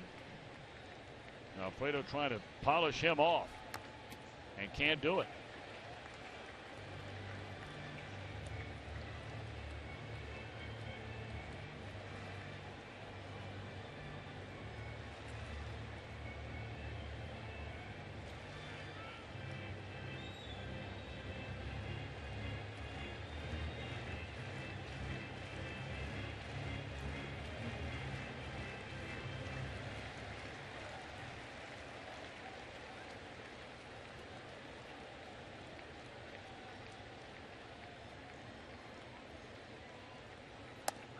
Strike 3 called on the inside corner, and Wong disagrees with Tim Welke. Second strikeout of the game by Simon, and 2 are out. Well, that probably brought a smile to Zach Kozar's face. Although this one by our box tracks looks like it catches the corner. A little comeback two-seamer. You know, back-to-back pitches, Simon called out Mesoraco to kind of confer with him to figure out what he was going to throw.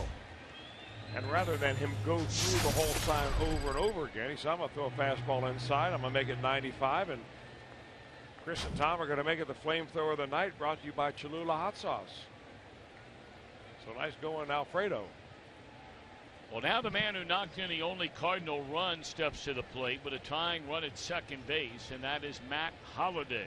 Singled into center field after Alfredo struck him out in the 1st inning.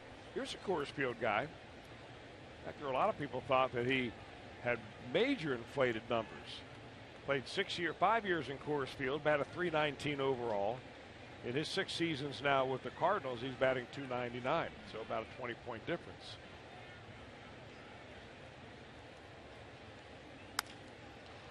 High fly ball to right, and this will end the inning. So Alfredo Simon, 5 innings of 1-run baseball tonight. And he has a 1-run lead as we go to the 6th.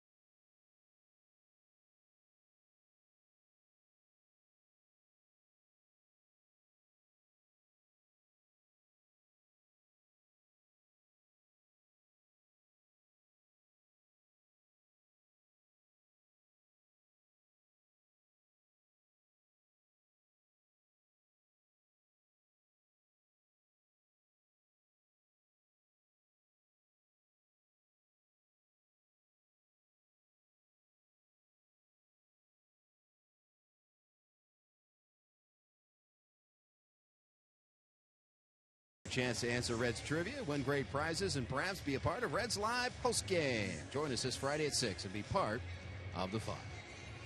I'm Jim Day, and tell you what, the ALS Ice Bucket Challenge, the Reds are on what you call a roll right now. Hannah Bruce, the wife of Jay Bruce, challenged the entire Reds outfield, and today the entire Reds outfield obliged. Check it out. Heisey, Hamilton, Bruce, Ludwig, teammates pouring it on them. They in turn challenged many people, including the Reds infield. And one note here, Chris Heisey, his father passed away from ALS, so this is very, very near and dear to his heart. And before he took the ice bucket, he dedicated it to his father.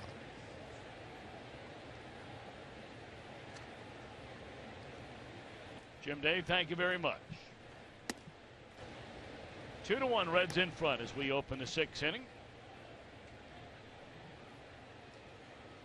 So 2/3 of the starting outfield tonight will lead things off here in the Reds' 6th inning. Hamilton led things off in the 4th after Lackey had retired the first 9 batters he faced in the game.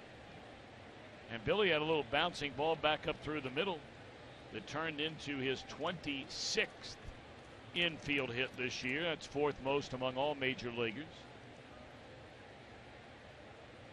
Lackey threw over, keeping an eye on him. Ball wound up down the right field line. Hamilton went to third and then scored on the 2-run home run by Todd Frazier.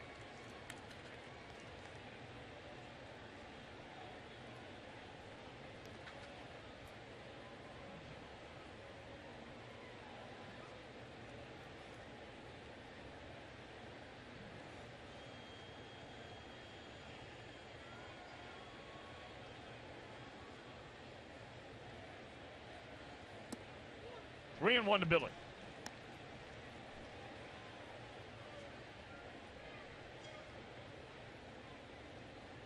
Bruce hitless in the game tonight. He'll try and change that in a moment. And it's a full count on Hamilton.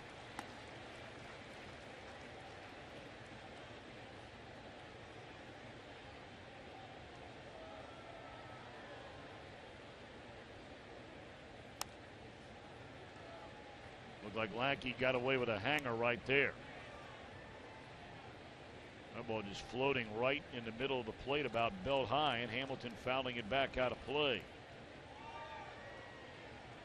Only 73 pitches in the game for Lackey. Alfredo already up over 90. One away.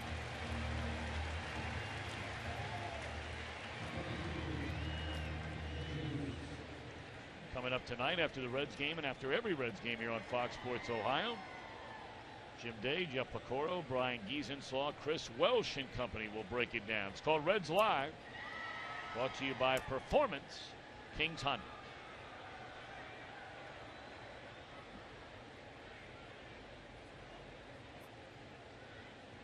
Jay Bruce struck out swinging in the first inning, grounded out to the shortstop with a runner at third back in the 4th.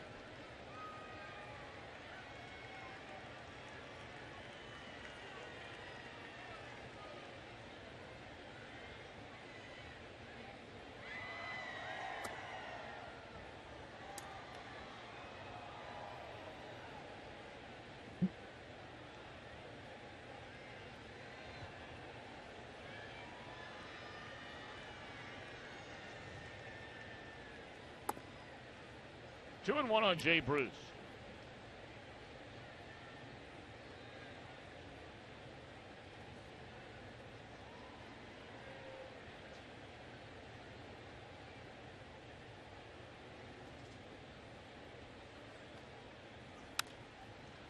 Popped up down the left field line. Holiday running on a bum knee.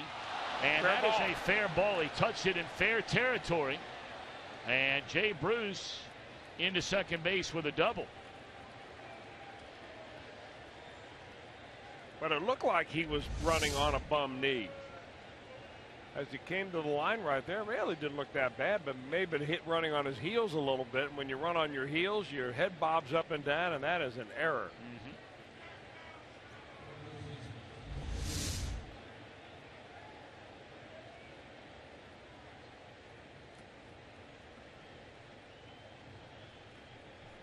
Now a chance to add to this one-run lead, and the man who knocked in the only 2 Reds runs in the game steps to the plate. Todd Frazier. He homered on a 2-0 pitch to center field in the 4th. His first home run in 25 games.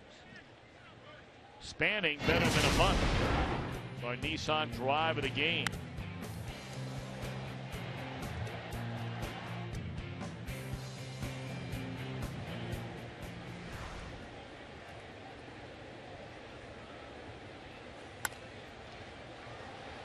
Well, he had a good rip at that pitch too, but it's popped up into foul ground and out of play.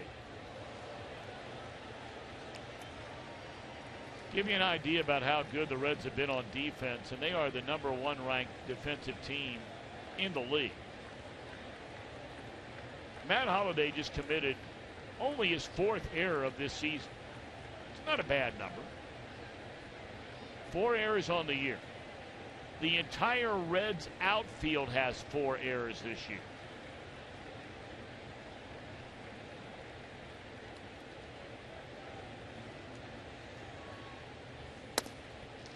Two and 1 to Frazier.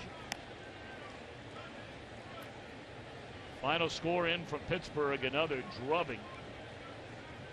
Well, I mean, the Pirates are reeling. And the Braves are rolling. Atlanta wins its 5th in a row. Pittsburgh loses its 7th consecutive game.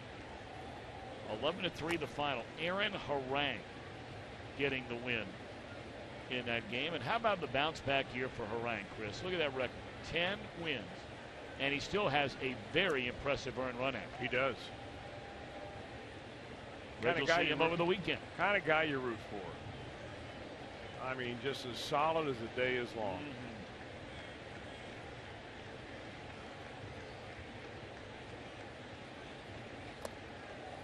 There's ball 4 to Frazier.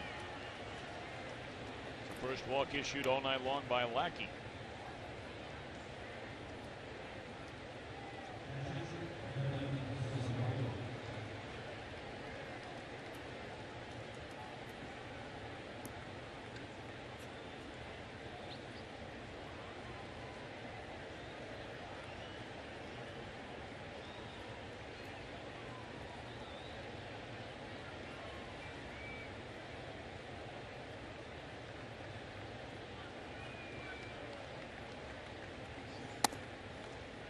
So now a big chance for Devin Mesoraco. He's 0 for 2 in the game tonight. He struck out and bounced out to third.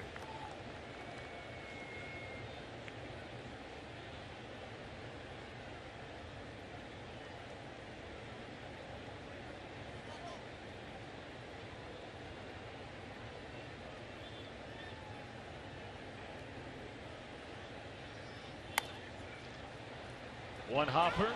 Knocked down by Carpenter. Long throw and safe as a call. An infield hit by Mesoraco. Now that is if they give him a hit right there. Lackey, coming into this ball game, had rolled up 15 ground ball double plays, including his time in Boston. This looked like it was going to be one. And they're going to give him an error all the way. It was right at him. He knocked it down, was not able to recover in time. As always, good hustle by Mesoraco. Boy, if you don't bust it right from the first step out of the batter's box, you're out.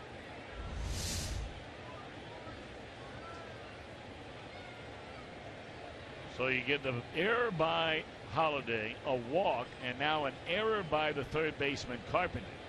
And here comes Ryan Ludwig with the bases loaded and only 1 out in the inning. Ludwig has had some pretty good swings and nothing to show for it. Reds this year with the bases loaded pretty good. Second in all of baseball. Problem is they don't get bases loaded enough. Now Derek Lilliquist, the pitching coach under manager Mike Matheny, will come out and visit Lackey on the mound. I guess sometimes, Chris, it's only human nature, right? You get a little frustrated. You're never going to show your teammates up. But you have to get a little bit frustrated out there. There are a couple of plays that could have been, should have been made. Well, certainly the Jay Bruce play goes down as an error. That was an error. You know, it's part of the game, physical mistakes. No one feels worse than Carpenter right now.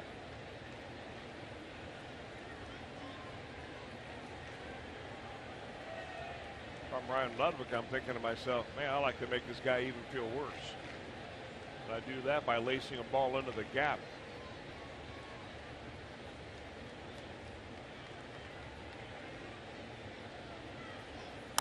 And that is a rocket down the left field line that'll bring in at least a pair. On his way to third is Mesoraco. A big 2-run double by Ryan Ludwig to give the Reds a 4-1 lead.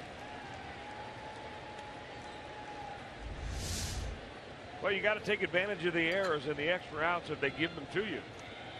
And Ryan Ludwig does not waste any time at all. First pitch, smacking that ball down the left field line. Well, now you've got a chance to really bust this thing wide open. Granted, we're only in the 6th inning. There's a long way to go. No one's forgotten what happened over the weekend when the Reds had a 9-5 lead going into the bottom of the 9th game, one of that Sunday doubleheader. But of course, that was at mile-high altitude. You get a base hit right here, and all of a sudden that turns into a 5-run lead.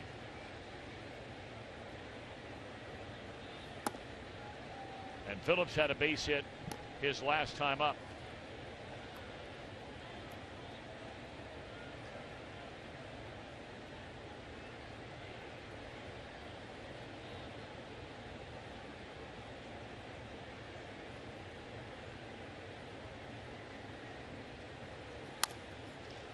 Right at the third baseman. 2 away.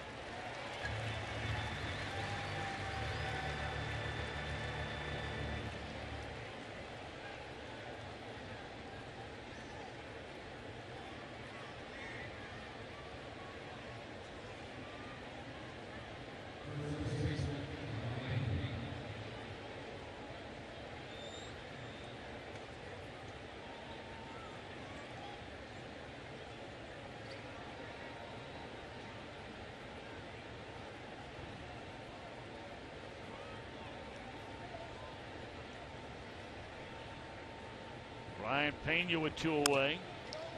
A bouncer that is foul. Pena grounded out to Adams down there at first base his first time up. Then a line drive right at Holiday an inning ago. Reds only have 4 base hits, but they have taken advantage of the 2 Cardinal errors with a couple of unearned runs in this inning. Cardinals have 3 errors total. Yeah, every run that will be scored in this inning is going to be unearned, even if the Reds go on to score 10 more. Lackey probably has already thought of that and thinking, I should be sitting in the dugout right now. But if you pitch as much baseball as John Lackey has in 347 starts, you've seen it and had it happen to you before.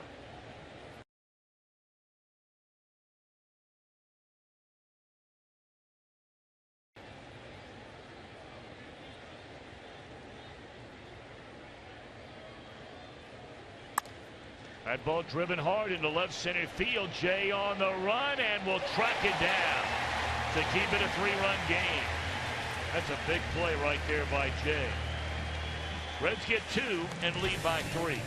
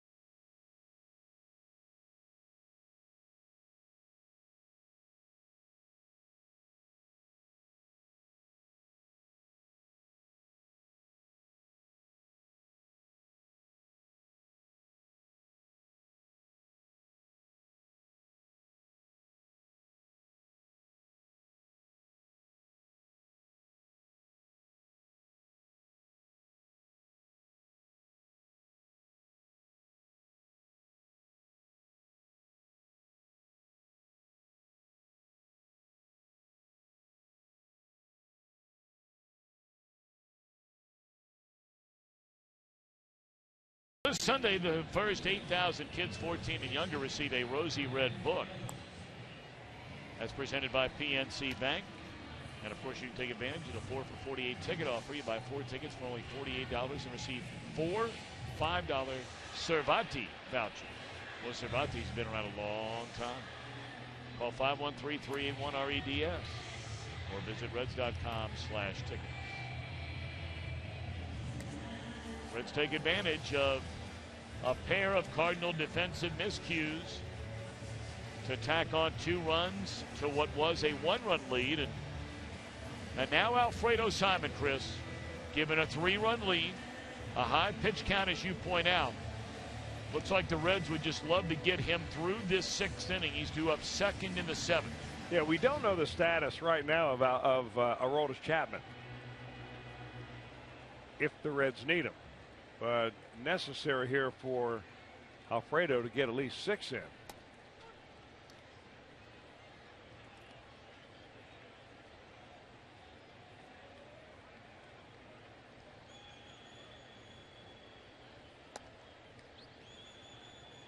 Now look at Aroldis Chapman down there. Yeah, he was being checked upon there by the bullpen catcher Nielsen Antigua. Nielsen. I wouldn't imagine, though, in this inning that Simon's leash will be all that very long. That one sails up and away. 2-1 to Matt Adams.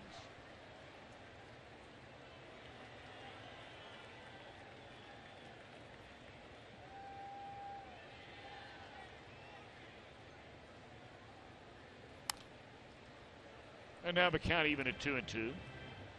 Adams will be followed in his Cardinal 6 by Peralta and Jay.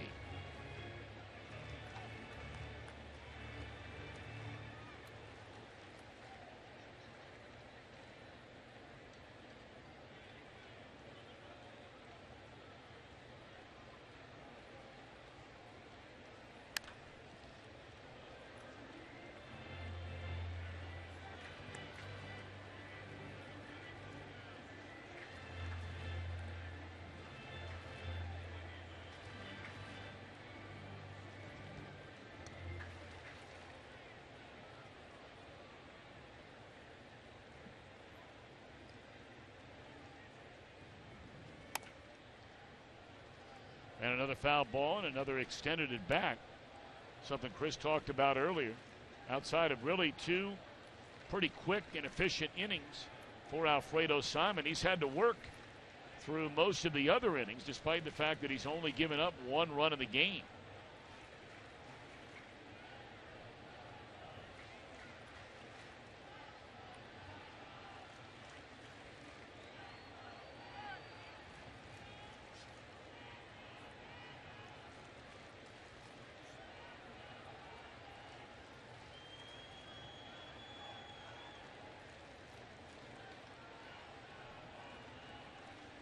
Once more the 2-2 on Adams, and once more a ground ball foul.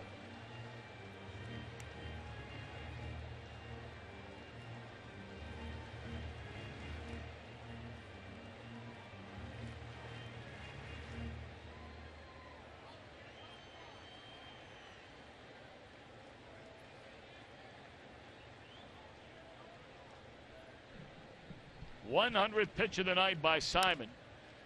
And it's down the left field line, bending over near the stands and out of play.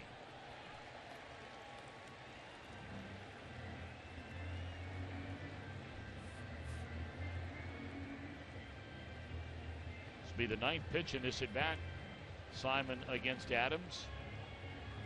Adams is fly to left, and then he was the man. The Reds made the decision to intentionally walk after the Cardinals had scored their only run in the 3rd. There were 2 outs. And they went after Peralta and got him on a fly ball to center field, limiting the Redbirds to just 1 run, 2-2.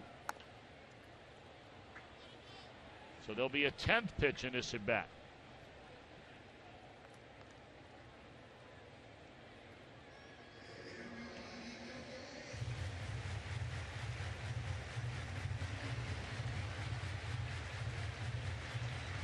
Boy, if there is ever a sign where a manager either 1, Doesn't feel like he has many guys available in the bullpen because of all the use in the doubleheader. And then, of course, in the extra inning game here last night where they used Diaz and Parra and Andrusik behind the starter Mike Leake. Or because you wonder who down there would be any better right now than Simon. This is that scenario. There is no one getting loose. And now all of a sudden bodies beginning to stir around out there. But Simon up over 100 pitches, having a hard time putting Adams away. This will be the 12th pitch in the at-bat. And here it comes. Wow.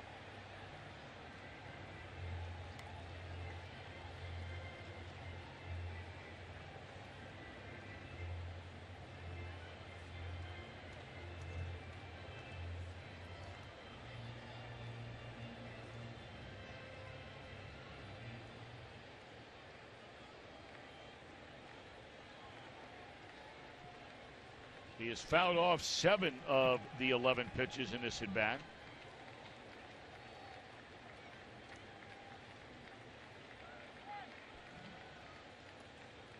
You know, I looked at the bullpen log before the ball game, Tom.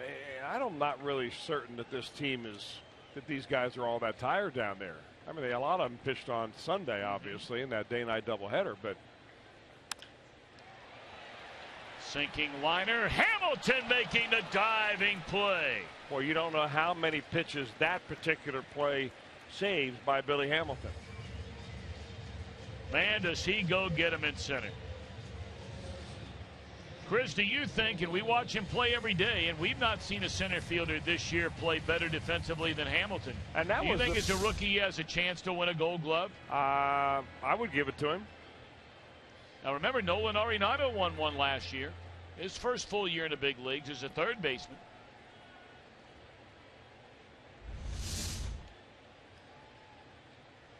Well, remember, Gold Gloves normally go to center fielders anyway.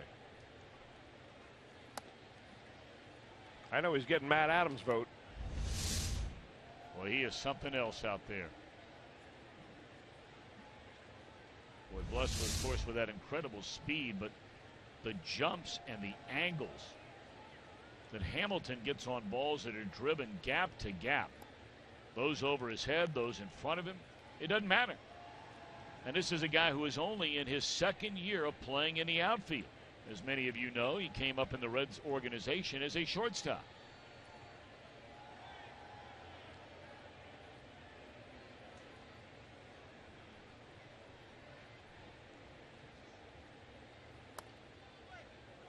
Two and one on Johnny Peralta.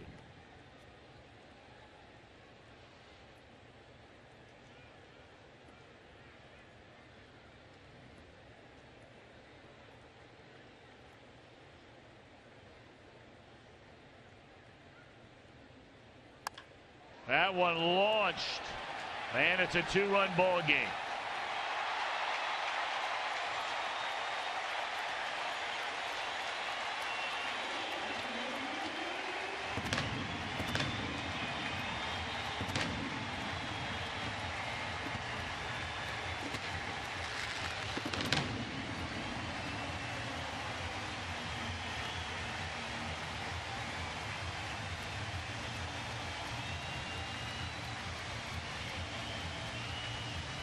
Well, you talk about getting all of one on a pitch that is pretty much El Centro.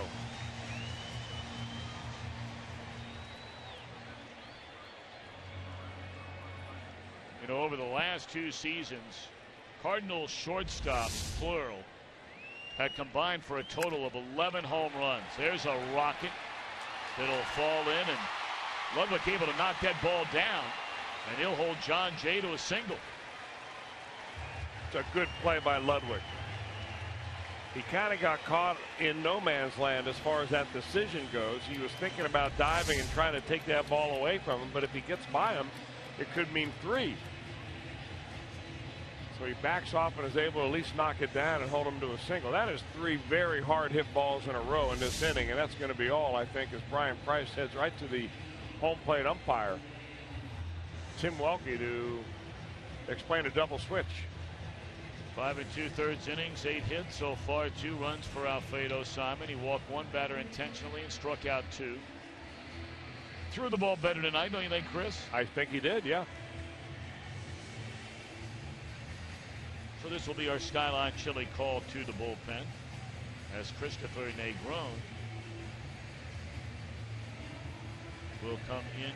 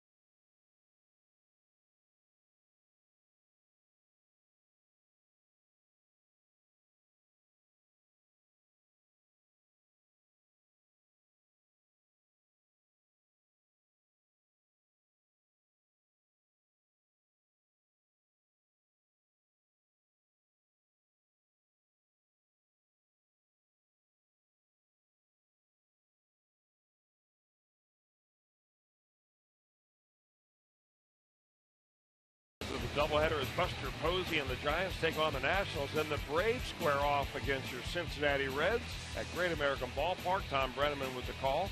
Coverage begins at 3:30 Eastern with the Reds game at 7 on Fox Sports 1 and streaming live, of course, on Fox Sports Go. Double switch happens, and it's Christopher Negron will take over third base. Brian Pena gets the rest of the night off, and Todd Frazier heads over to first. So changes at the corners. And naturally, the first thing you think of is if you needed another catcher for whatever reason in this game, where would you turn? You know, probably to Christopher Negron. Maybe Skip Schumacher. Yeah. But the man who's trying to preserve now what is a 2-run lead after the home run by Peralta is Sam LeCure. And the tying run comes to the plate with 1 out and 1 in. We are only in the bottom of the 6th inning. Well, Sam was one of the many relievers that pitched on Sunday in Colorado when an inning gave up 3 hits and 2 runs.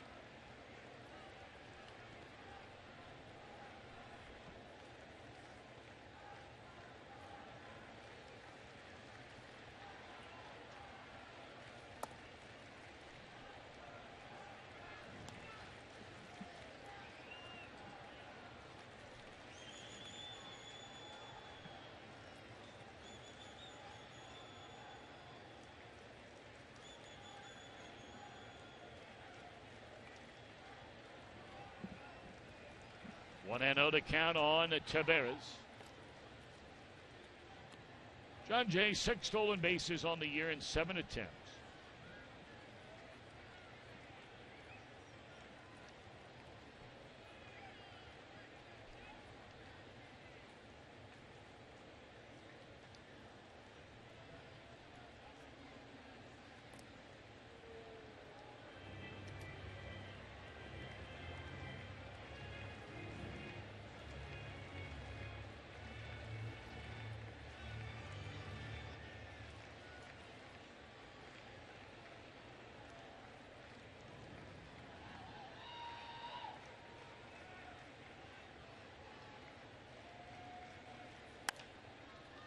Fouled out a play, a ball and a strike.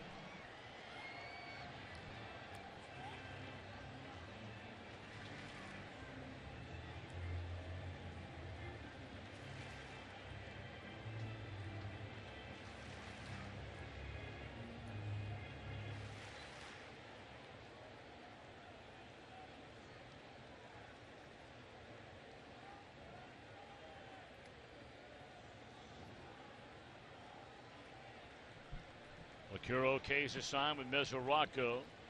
Lance over at Frazier. And a breaking ball smothered by Devin. Quick throw down there to first. And safely back is Jay.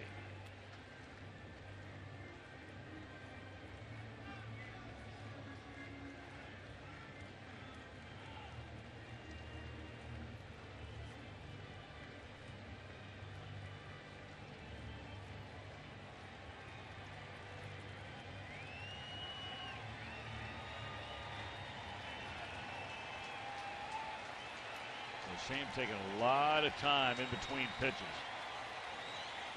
Tavares still waiting. Now Lecure the okay. 2-1. Line drive, center field, base hit.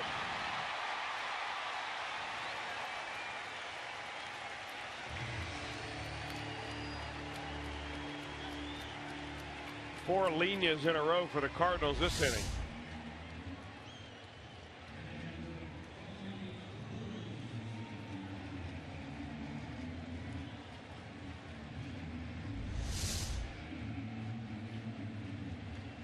Said the Reds would have a left-hander now getting loose in the bullpen, when after the lengthy at bat by the left-handed hitting Adams, you had the right-handed batting Peralta, of course, who homered, but then you had left-handed batters in Jay and Tavares back to back. You have a right-handed hitter batting .213 in the 8-hole.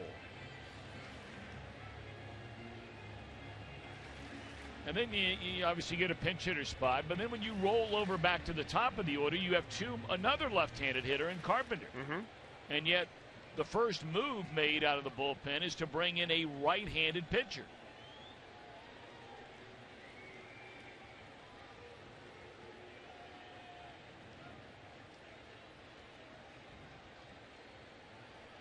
Well, now you have righty against righty. You have a tying run at first base. Tony Cruz in the game has hit a pair of ground balls, one of them for a double play. And that's what Sam's looking for right here and right now.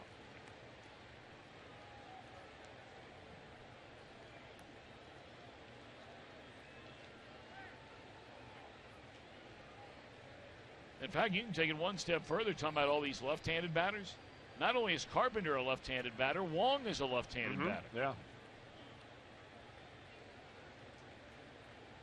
And you've already made the double switch, which means you can keep whatever pitcher you bring into the game, leave them in for more than just the final 2 outs of this inning. If they're capable of doing that. Sure.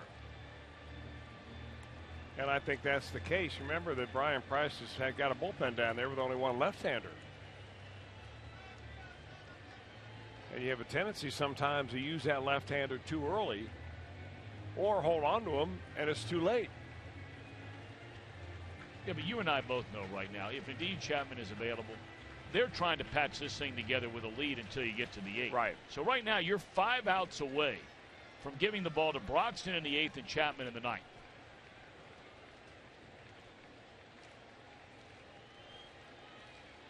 Oh, and 2 the count on Tony Cruz.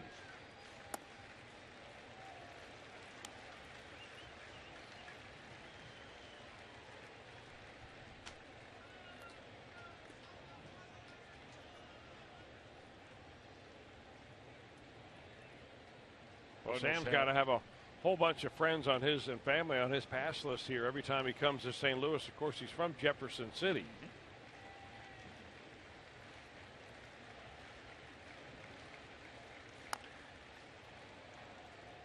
Ran that fastball in on him nicely. Well, if I remember right, isn't Sam like the youngest of 9 or 10 kids? I think in you're his right, family? yeah.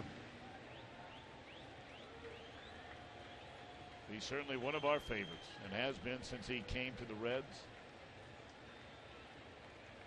A very, very likable young man.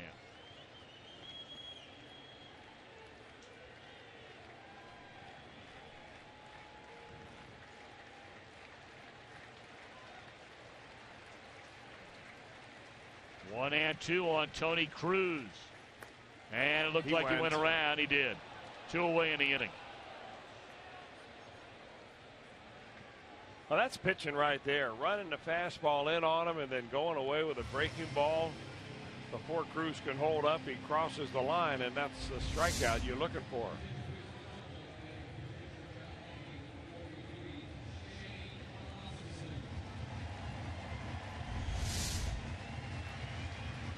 Now, we presented with all the left-handed hitters coming up. What would you think about bringing in the left-hander first in this situation? Now, the other side of it is Brian Price perhaps thinking, all right, you bring in Sam to face one left-handed batter. You get a right-handed hitter in Cruz. And they're going to send up right-handed batting Shane Robinson here. So perhaps LeCure gets through this inning. But not before a base hit into center field. And this is a one-run game. And look at Taveras. He runs into the final out of the inning, and thank you very much. Boy, the Reds catch a break there. A pinch hit, run-scoring single, and the run does count. And it goes 8 to Frazier to the third baseman. A one-run ball game.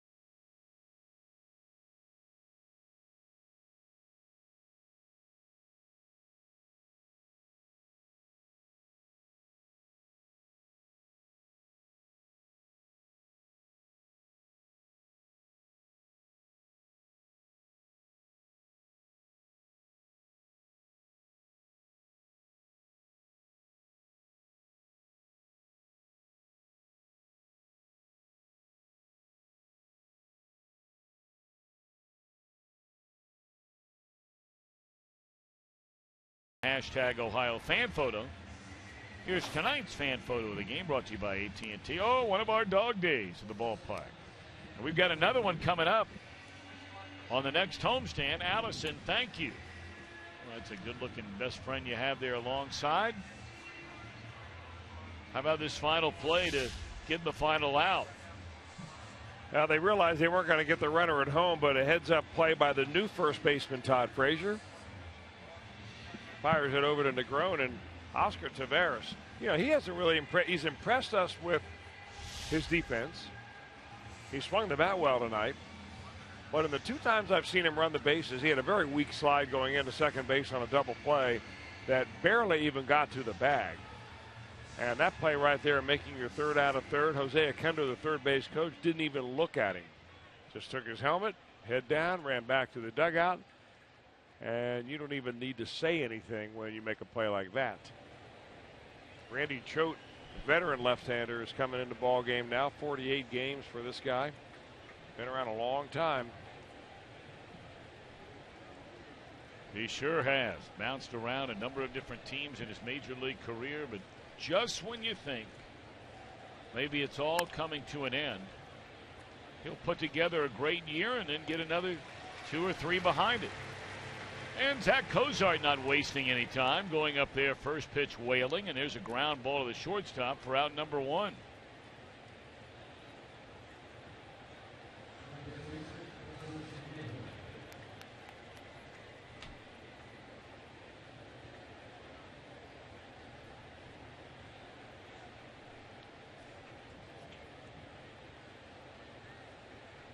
Now Negron will bat for the first time. This young man has really done a nice job for the Reds. Of course, he's been playing regularly. That is up until Brandon Phillips' return here last night. Look at those numbers. Of course, he had a 4-hit game over the weekend. Chris, I know you talked about his family coming in from California to see him play in Denver over the weekend. Had that game-winning hit in the 9th inning, making Johnny Cueto a winner on Friday night with that single back up through the middle. 6 hits in his last 13 at-bats for Christopher Negron.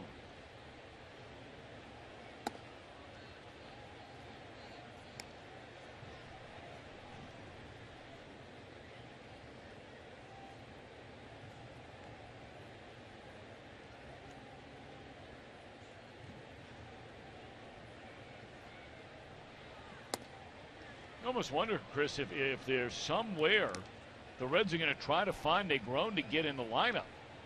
I mean, he's been one of the few guys of late that has really been swinging a good bat. And it's not like second base is the only position that he's capable of playing. He can play all around the infield. He's played outfield positions as well.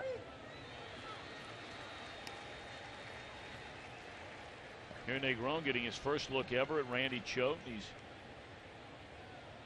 worked the count full. Still, I think they realize it's a small sample size for Christopher right now. They're not apt to rush to a decision about making him an everyday player. But he's been impressive. He was very impressive in spring training. Many of us thought he was going to be on this ball club when the club left camp down in Goodyear, Arizona. Had a devastating knee injury a couple of years ago that really set him back, but full of energy, got a little pop in his bat. Above average runner. Jam shot, roller to the shortstop. So wait, you know, we were starting to talk about Peralta a minute ago, and just to finish a thought on him, how Cardinals shortstops had hit a total of 11 home runs the last 2 full seasons, a total of 11. Well, Peralta with that home run in the 6th inning tonight has 17. And that is now an all-time St. Louis Cardinals record for home runs in a season by a shortstop. And that's exactly what they brought him in here to do. Drive in runs and hit some balls in the seats. Well, the guy that lost his job to Peralta came up with that big hit last night, Daniel Descalso.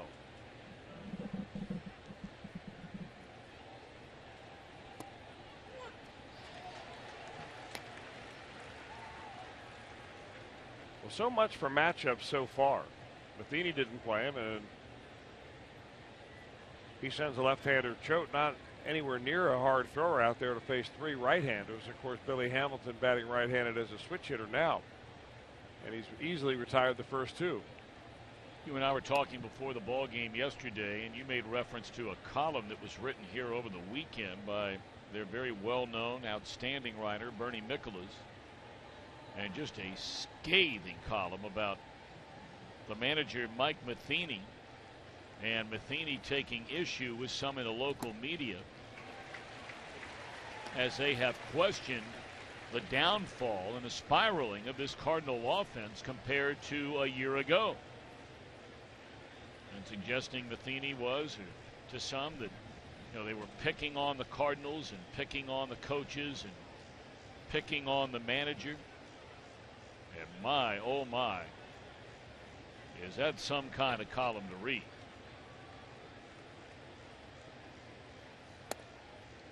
Two and two to Hamilton. Bernie can slice you up and you're bleeding to death and you don't even know it. You don't even know it. And everything he wrote was true. The big league coach is a tough job because you're really relying on your guys to do their job in order for you to keep your job. Sure. I mean, they can be out here working with these hitters all day long. And Mike Matheny knows it, and Brian Price knows it, and John Mabry, their hitting coach, knows it, as well as Don Long, the Reds hitting coach, knows it. But if you don't get hits at 7 o'clock,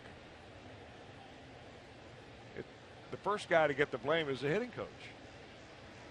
Just the way the first guy that gets the blame when your team doesn't win is your manager.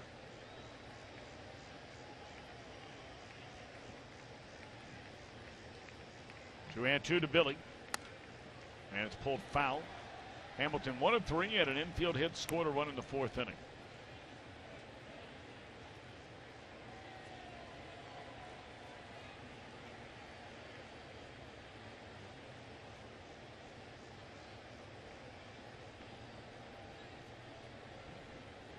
Reds got 2 runs in the 6th inning to open a 3-run lead. The Cardinals come right back with a pair in the bottom of the inning once more to trim the margin to a single run. And Hamilton down the left field line, and it is a foul ball. Man, that looked fair for a long time.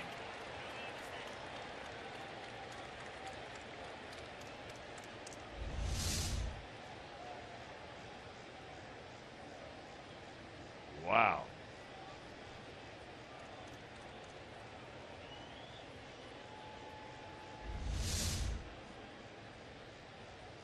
Turning the corner right at the end of the block.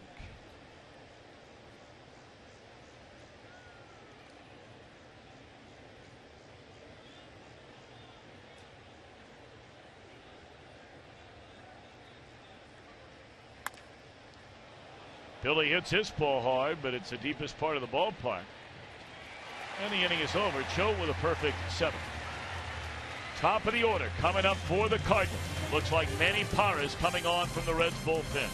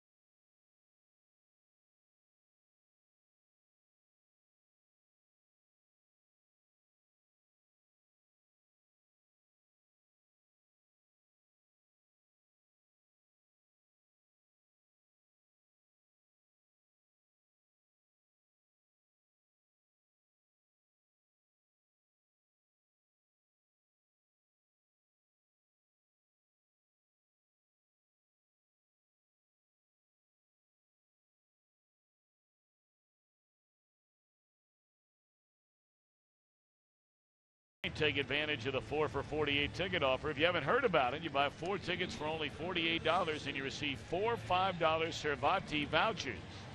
Of course, we got the big fireworks show on Friday night, presented by KOY Auto Parts. 513-381-REDS or visit reds.com/tickets. Look forward to seeing you this weekend. The Atlanta Braves will be in town, and that series begins on Thursday night. Here tonight in St. Louis, the Reds have a 4-3 lead. See the numbers on Manny Parra. It is interesting to know we were talking about hitting at home and hitting on the road in reference to playing in Denver. Pitching at home and pitching on the road has been Denver-like, if you will, for Manny Parra in reverse form. Well, and what you're going to look at is the fact that he has got a very good earned run average, under 2 at home and over 6 on the road. Or right around 6. But I mean, that can be skewed when you're a short reliever, doesn't get very many innings. And for instance, he pitched back in late May against the Philadelphia Phillies in Philadelphia and pitched an inning, gave up 4 runs. So you can work a year and a half to get your earned run average down from there when you pitch an inning at a time. He did pitch last night, 1 1/3. Did not give up a hit. He gave up a hit batter, and he ended up getting a double play to get out of the inning. In fact, he was relieved in the 10th with 1 out, nobody on by Logan Ondrusek, and the game went south from there. Left-handed part of the lineup. So that would answer the question we were bringing up earlier, at least just throwing out, looking at the Cardinal batting order and where they were in that 6th inning with all the left-handed hitters that were scheduled to come up, and should it have gone any further. But Parra working that inning and a third.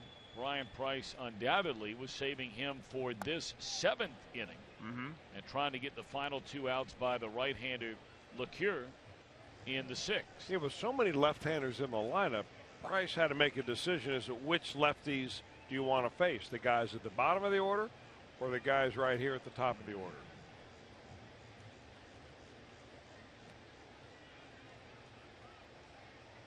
Cardinal hitters, pinch hitters, have been awful, and I mean awful, this entire year. Barely hitting above 200. They don't have a single pinch hit home run. And yet, in the first 2 games of this series, they've used a pinch hitter 4 times. They have 2 hits, 2 RBIs, and a hit batsman. And 2 big hits to knock in runs. Game tying hit by Descalzo last night, and the single a moment ago to bring him within a run. 2-2 on Matt Carpenter.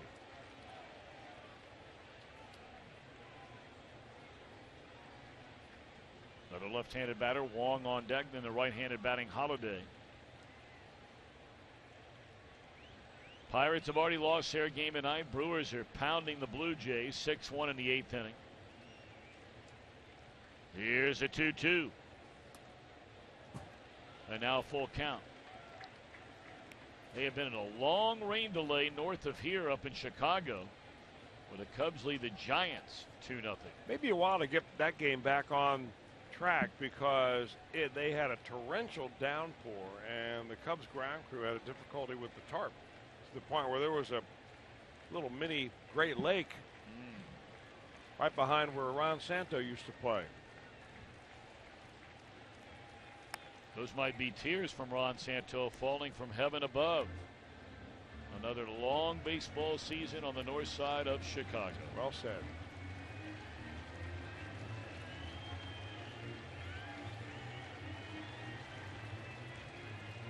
Man, was he something else, wasn't he? Golly day. Never been around anybody like that guy. What a beautiful man.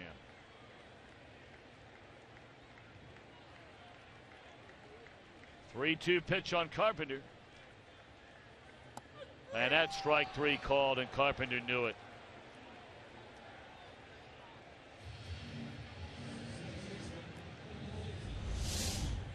Well, Carpenter is one of the most patient hitters you're going to find. That's a little slider that he thought might just break off the plate. Went from looking like a strike to he thought would be a ball, and it hung right there for him, and no argument. Nice pitch. It's a big first out right there.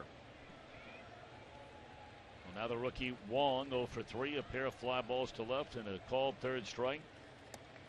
And there's a fastball a little bit high and in.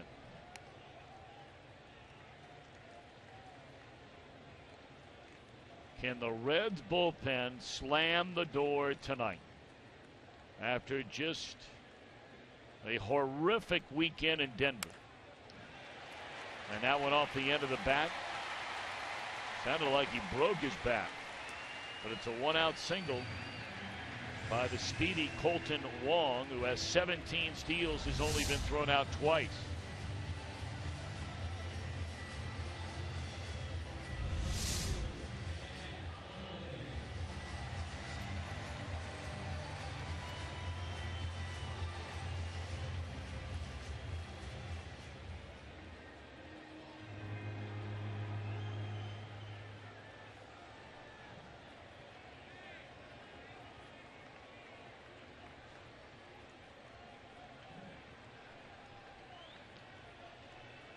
Holiday digging in. Tying run at first with one out here in the 7th inning.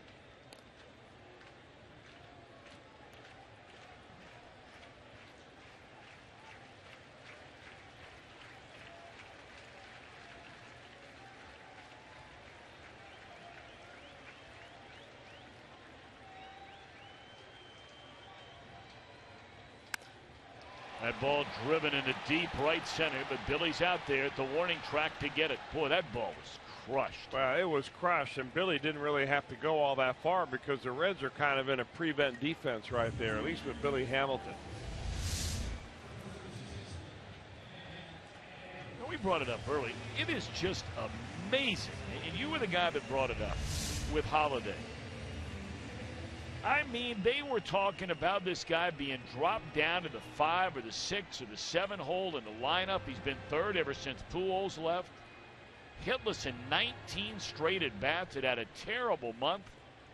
And he has done nothing but hit rockets in 3/4 of his bats in the first 2 games of this series. No matter who you throw against him. Oh, what a big out this is. Mesoraco will squeeze it tightly, and a beautiful job done by Manny Parra.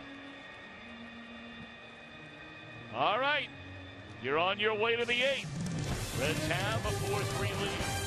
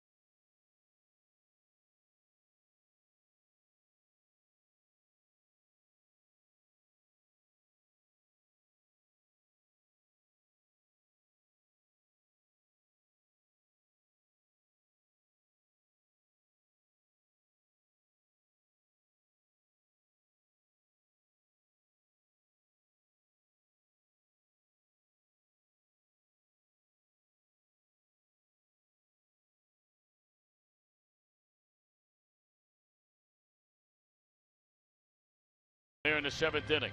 Well, so nice. We're going to take the last 2 pitches that Manny Parra threw and make it our positive pitch by pitch. Had the very dangerous Matt Holliday. Got a fastball right there, run down by Billy Hamilton on the track, and a breaking ball missed and popped up by Matt Adams, and that was a big man down and a pop-up. Harmless inning for Manny Parra. Nice job. Our Mazda pitch by pitch. I have to tell you, Tom, I like the Mazda pitch by pitches all the time, but even more so when they favor an outcome that benefits the Reds. Yes. We have to show you one that ends up in a home run or a walk-off. For the other team. Just not the same. No. Right. No. Well, Reds need a little add-on. What do you think? That they do. And Mr. Choate is still on the mound. I mean, he didn't even work up a lather out there on a very warm night, going through the Reds in order in the 7th inning. Got to believe this will be the only batter, and we'll see. They have a right-hander getting loose in the bullpen. Jay Bruce, a swing and a miss. You have right-handed batters Frazier, Mesoraco, Ludwig Phillips. And, well, apparently, not apparently, Aroldis Chapman is not going to get a chance to close this game tonight unless something dramatically changes, because Jonathan Broxton would be getting loose right now.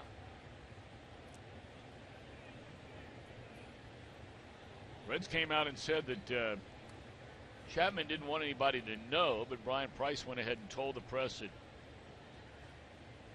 we had a little bothersome shoulder situation.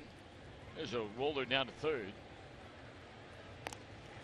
And Jim Day, I know you were down there and a part of those comments made by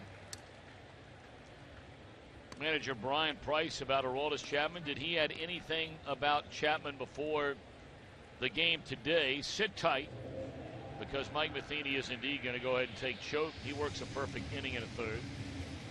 So we'll get back to that when we return. Reds have a 4-3 lead. We're in the eighth.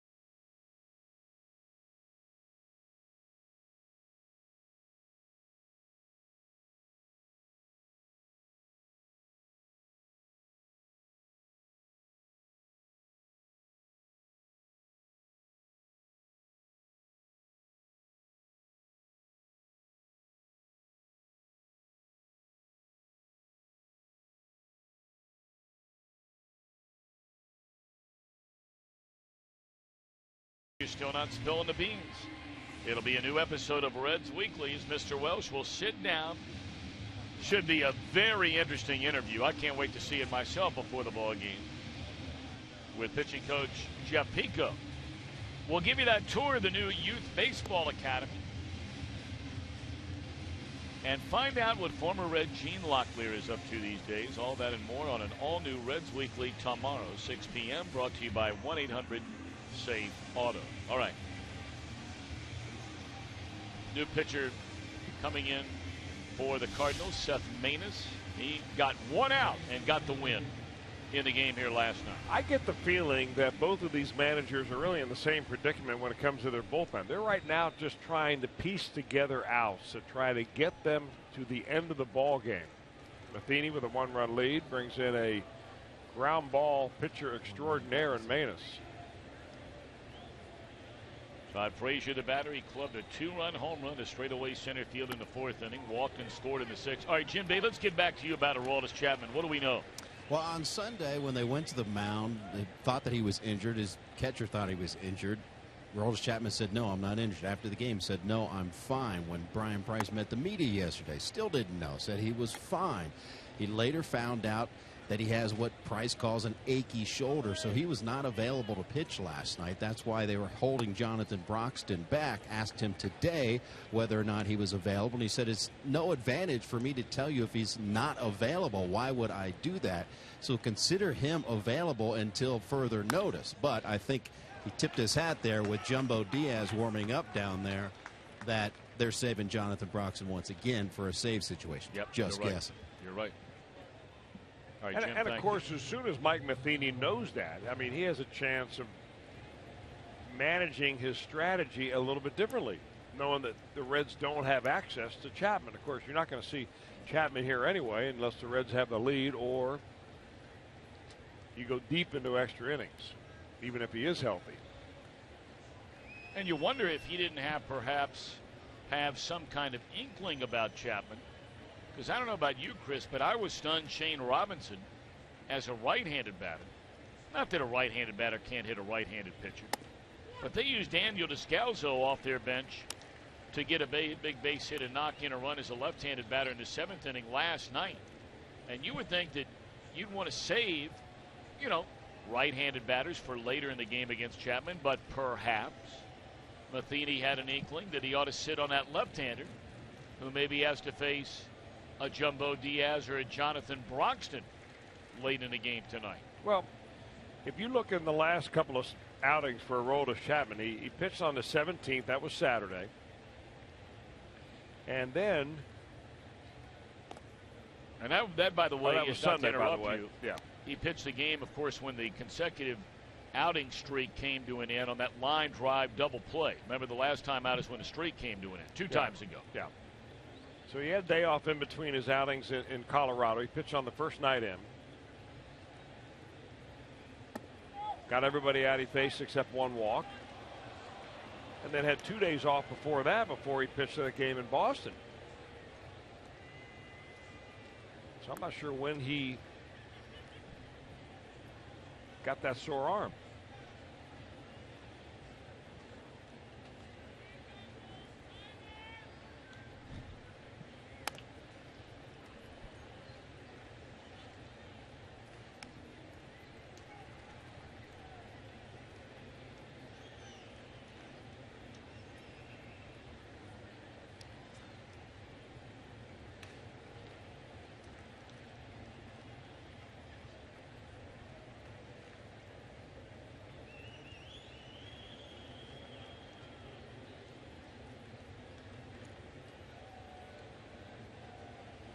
One and two to Devin Mesoraco.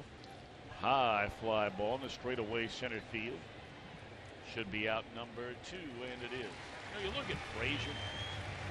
We brought up earlier about his bat, and he said swinging the bat he was okay. It was running that bothered him. But after not playing the last 3 days in Denver, he was on base 3 times last night. 2 hits, a walk, and hit that rocket into right center field that John Jay made the great play on, running in the alley in the 9th inning. And here tonight, after striking out his first time up, Frazier has hit a 2-run home run. He's walked and scored and singled. That's getting it done. Here's Ludwig, and he hooks another one into left field. That's where he hooked one for a 2-run double in the 6th. Well, he is seeing it big right now.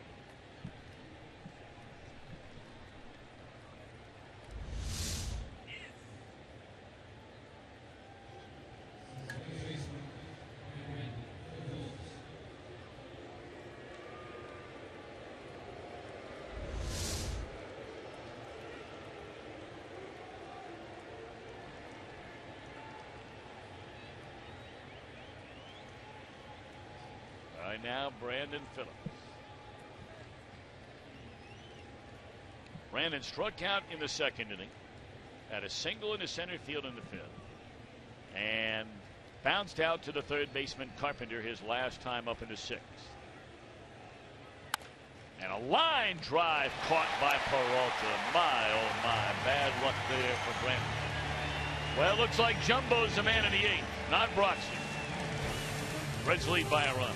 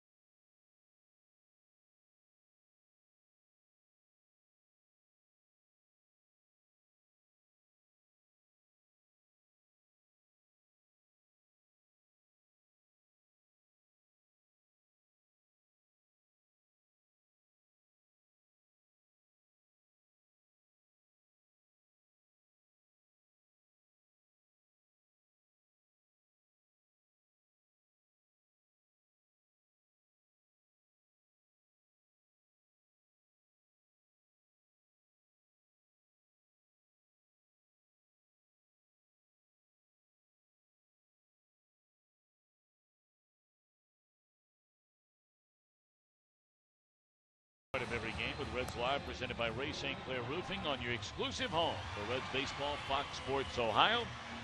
Reds Live coming your way tomorrow night from right here at Busch Stadium.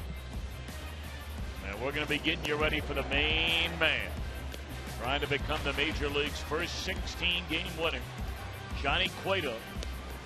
The only game he has pitched against the Cardinals this season, he lost on opening day 1-0. Of course, that was a game he got locked up with Adam Wainwright. Reds Live will come your way beginning at 7:30 Eastern Time tomorrow night. Cueto in that game, the only run he allowed was in the 7th inning. A solo home run in a 0-0 game with 1 out to Yadier Molina.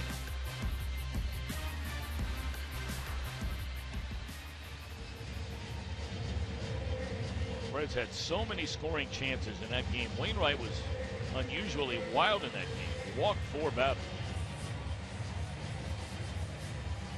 So now the 8th inning belongs to Jumbo Diaz. That is a reason, because Aroldis Chapman, as we mentioned, probably not available tonight. So to go to Jumbo, he was not up earlier in the year when the Reds faced the Cardinals, but he pitched in last night's ball game and then he gave up a couple of hits and a run.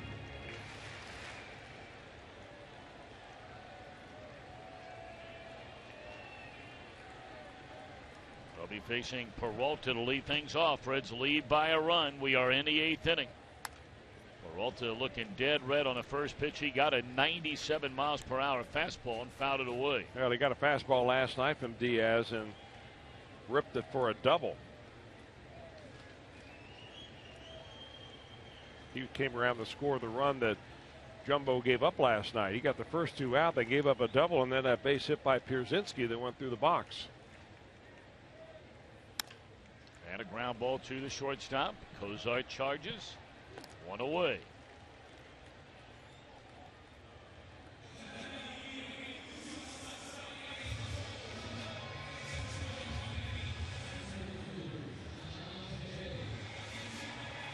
Now left-handed batting John Jay. 2 hits and 3 at-bats tonight. Cardinals have 11 base hits in this game, yet only 3 runs.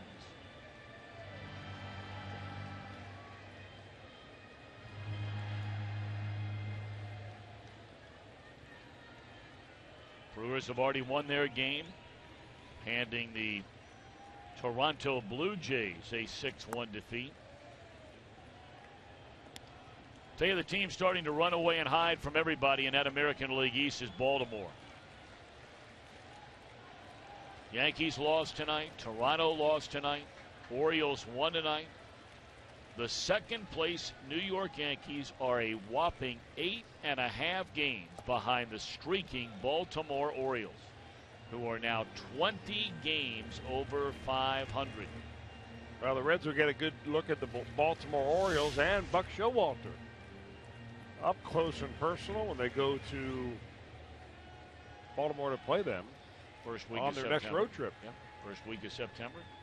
Reds will be in Pittsburgh on Labor Day weekend, and then they'll go to Baltimore. You going to be on that trip to see your old buddy Buck? I am. I'm looking forward to it. Doing a good job with that ball club this year. There is no question. He's done a good job since he took over there. He's had him there in the hunt the last couple of years after a lot of down, dark seasons in Baltimore. But this doesn't look like it will be a fade job this year. They are rolling. 3-0 to John Jay. And a 4-pitch walk.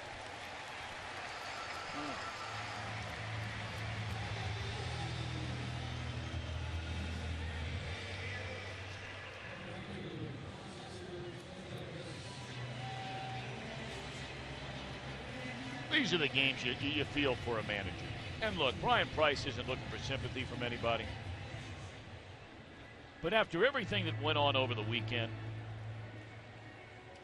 in Denver, and then you get beat by a run last night, your 30th one-run loss in your 48th one-run game played this year. And here you have a lead against a team where you virtually have never gotten wins in this ballpark over the better part of a decade. And man, you fight and you claw and you scratch to get a 1-run lead going into the 8th. That's at least one thing you've been able to count on, if nothing else this year for this Reds team, is Broxton in the 8th, Chapman in the 9th. And here you get the chance. They had it last night in the 7th. And you don't have one of the two available.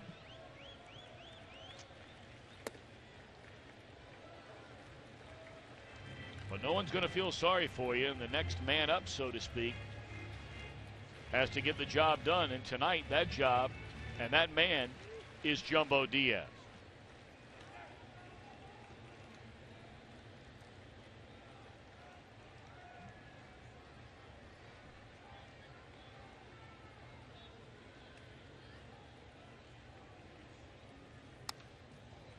Games like this go a long way to giving your chance a legitimate shot as being a part of an opening day roster next year if you're Jumbo Diaz.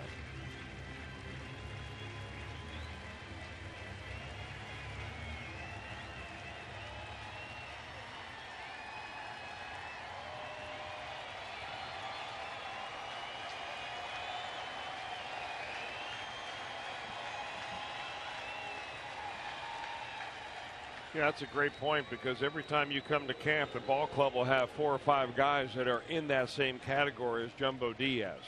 A little bit of major league experience, good arm. How do you pitch in spring training? But really more importantly, how did you pitch the year before at the major league level?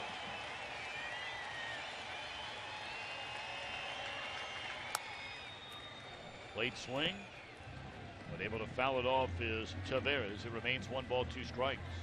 As a young player, one reason they traded Alan Craig is they wanted to give Oscar Taveras a chance to play every day and not just in and out of the lineup where he really can't get into a groove. He's only hitting in the low 200s.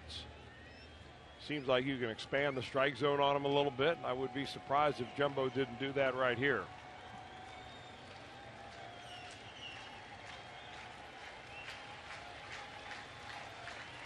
Big lead over there by Jay. And he started to go and stopped, and he does indeed get him on off speed down in the zone.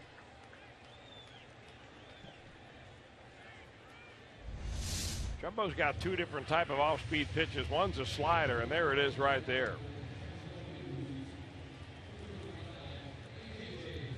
That's a good pitch right there. Down and away. A whole lot of big leaguers can't hit that pitch. Right now, Jeff Pico going to come to the mound as they introduce A.J. Pierzynski. Chris noted a moment ago, Pierzynski was a guy last night who knocked in the go-ahead run against Jumbo Diaz with a single into center field.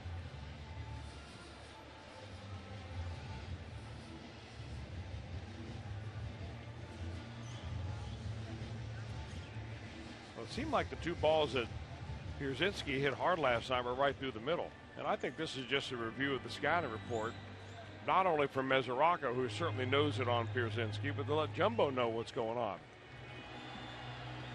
So that just in case he disagrees with what Mesoraco puts down as far as a sign, he knows the reason why Mesoraco's putting it down there. A.J. Pierzynski, released by Boston in the middle of July, played in 72 games for the Red Sox, hit .254, 4 home runs, 31 runs batted in.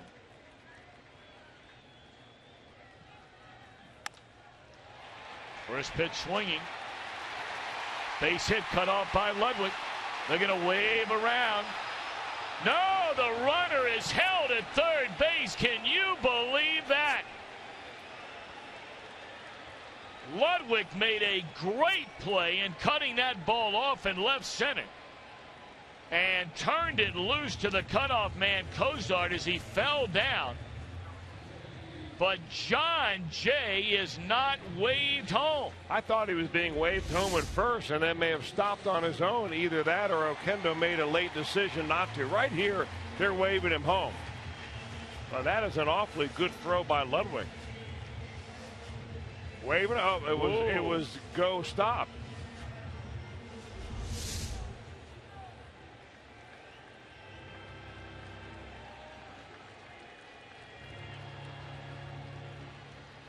It's a great camera shot right there because I did not see that real time. I am stunned they held him up. But 2 away, 2 on, and the batter is Descalzo. You gotta be kidding. Jeez.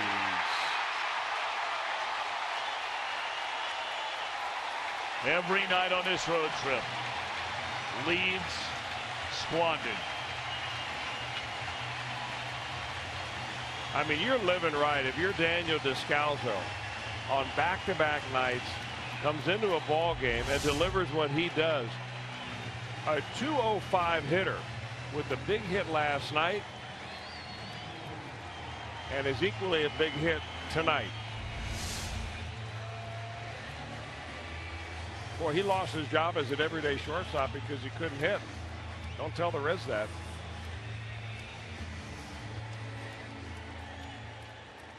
Boy, this is sad.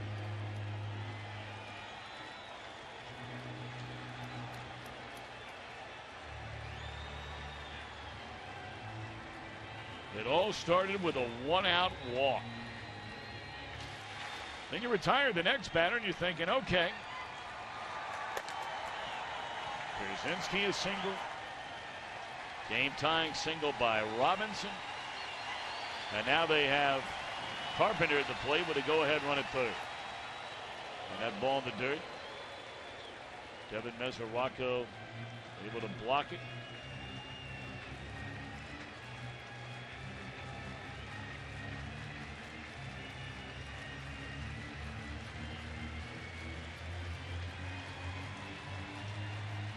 This is an inning that would have belonged to Jonathan Broxton. But apparently the Reds closer, Aroldis Chapman, again is unavailable. As he was apparently in the game here last night. They're saving Broxton for what they hope will be a save opportunity. So they bring in Jumbo Diaz in the 8th inning tonight. 1 ball and 1 strike.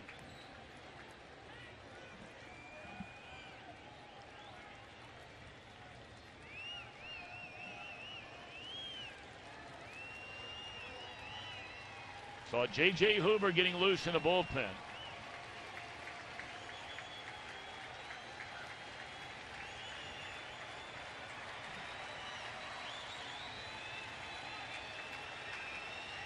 Jumbo, a long look in. Okay's a sign with his catching.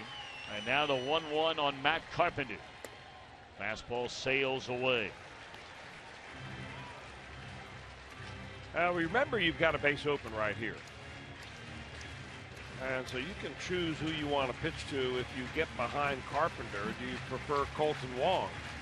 Based on Carpenter's last couple of years, that would be my choice. In other words, you can pitch here and pitch to him, but not necessarily give him something that he can damage you with.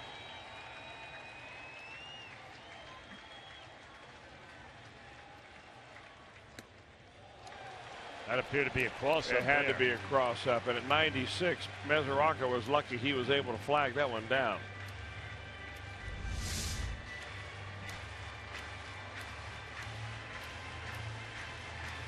That ball took the glove right off of Mesoraco's hand.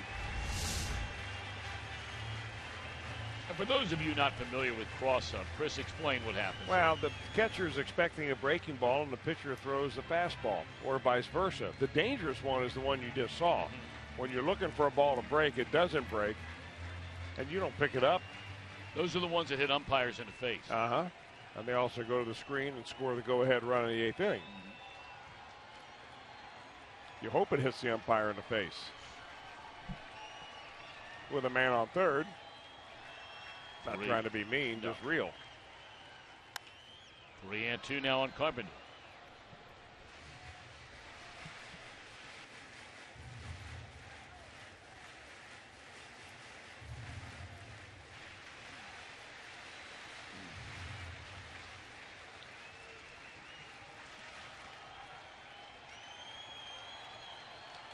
It might be the biggest pitch of the night.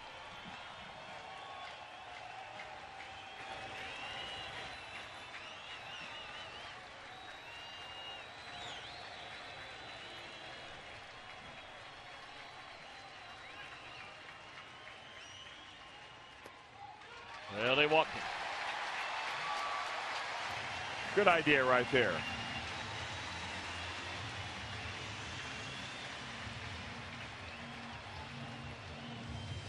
Well, apparently Brian Price has seen enough of Jumbo Diaz.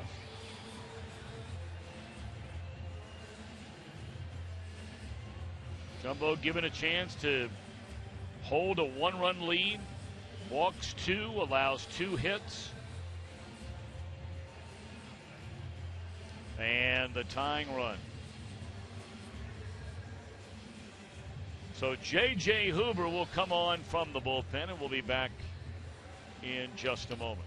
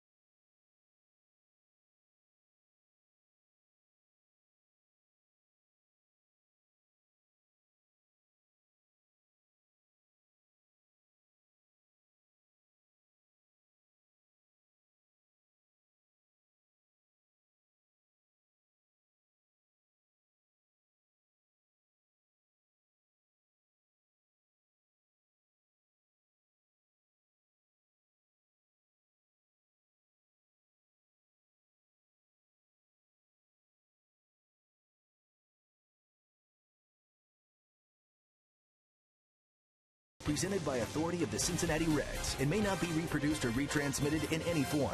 And the accounts and descriptions of this game may not be disseminated without the express written consent of the Cincinnati Reds. Couple of changes for the Reds. Skip Schumacher, a one-time Cardinal, comes on to take over in left field as part of a double switch. 4-4 game. Cardinals have the bases loaded with 2 outs. They've tied the game here in the bottom of the 8th inning.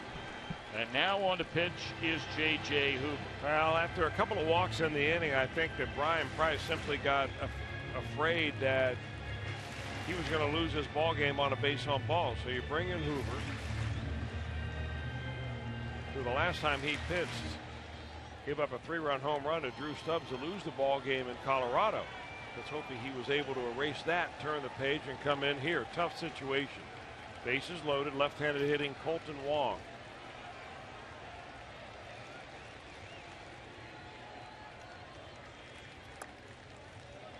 And it was a breaking ball that Stubbs hammered into the left field seats, capping off a 5-run bottom of the 9th inning in Game 1 Sunday of that doubleheader. And he starts out Wong with a breaking ball.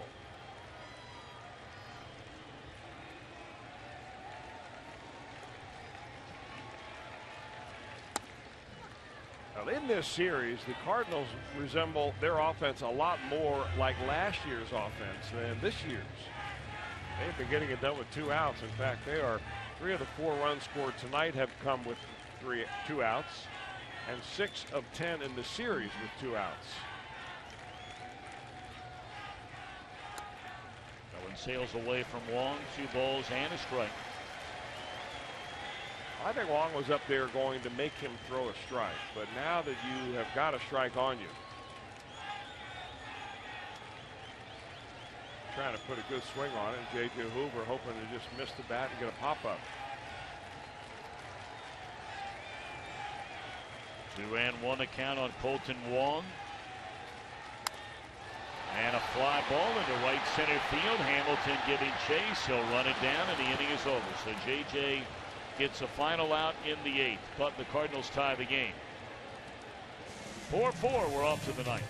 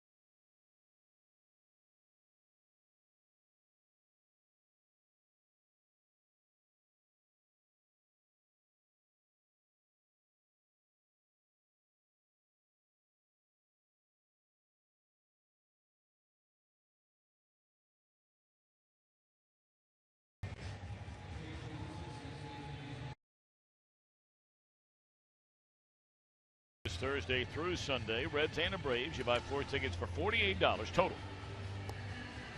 and you receive 4 $5 Cervati vouchers, so a total of $20 worth of any order at Cervati Pastry Shop in Delhi.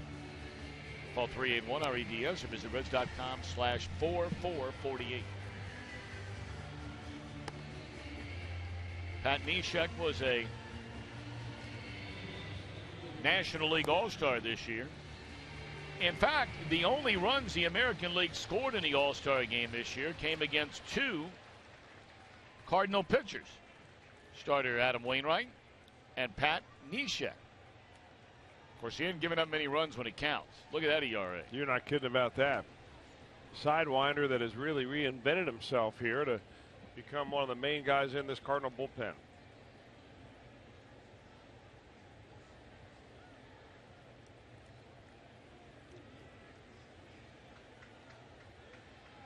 Skip Schumacher to lead things off, and right away he swings and grounds one of the shortstop, 1 away.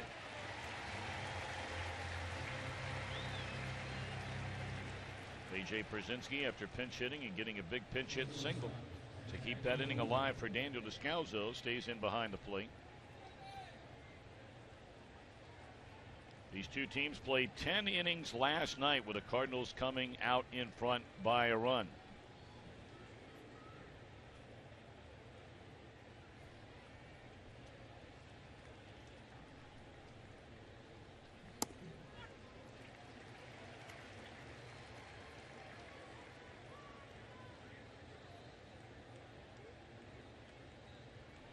You look at earned run averages by relievers, and that's in the National League. We might see both of them here in the 9th inning. Neshek and Jonathan Broxton throwing in a Reds bullpen, although would you bring in Broxton in a tie game on the road? Hoover only had to face 1 batter. There's a little flare into right. It's going to fall in a hit. And Cozart will quickly slam on the brakes with a 1-out single. Well, it was the 9th inning last night when the Reds came to the plate down a run, and they tied the game up.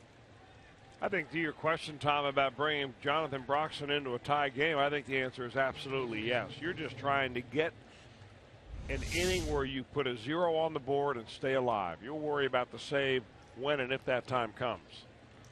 Of course, you would assume that Broxton's getting loose right now, for sure, should the Reds take the lead here. Correct. In the top of the 9th inning. Hoover's probably back out there, no doubt.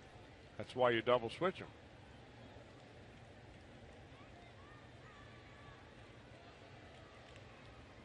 Negron grounded out his first time up. Good swing there.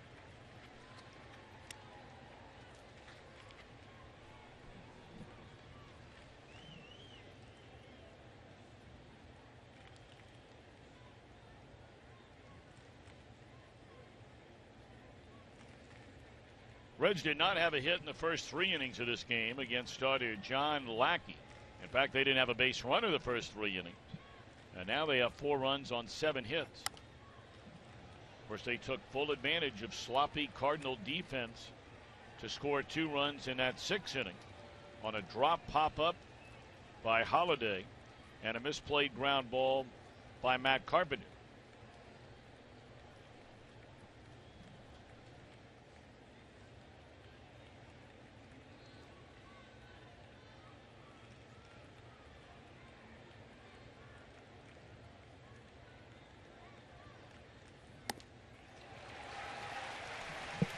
Veteran got the better part of the rookie there, getting to chase a ladder once he got ahead a couple of strikes. 2 away in the inning, and Billy Hamilton the batter.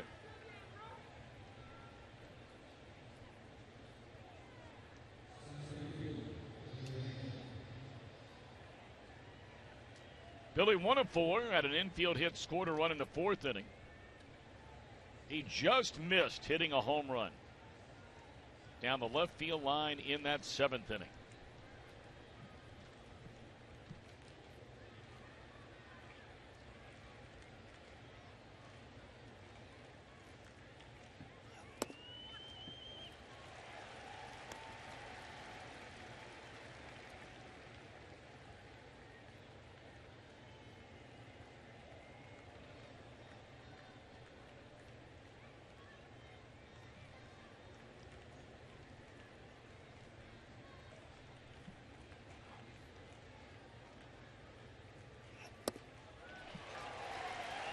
Oh, and 2 on Hamilton. You're looking ahead of the Cardinal bottom of the 9th inning. They'll have 3, 4, and 5 in their batting order. Holiday, Adams, Peralta.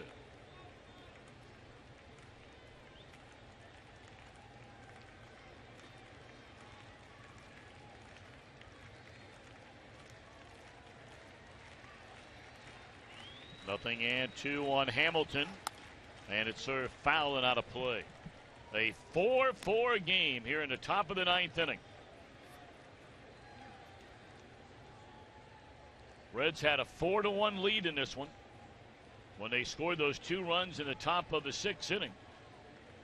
But the Cardinals in the bottom of that inning answer with a pair of their own to make it a 1-run game. Reds bullpen stymied the Cardinal threat from further damage in that 2-run 6th. This one in the air and a long way for Taveras, but he's there, and the inning is over. So the Cardinals will bat in the bottom of the 9th, and this game is tied at 4.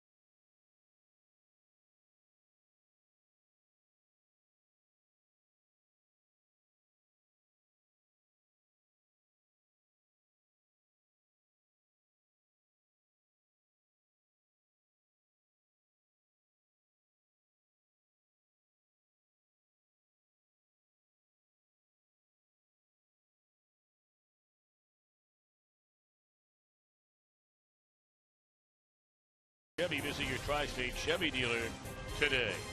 And by Cincinnati Children's Hospital, who ranks 3rd in the country on the U.S. News and World Report's 2014 Best Children's Hospitals in America.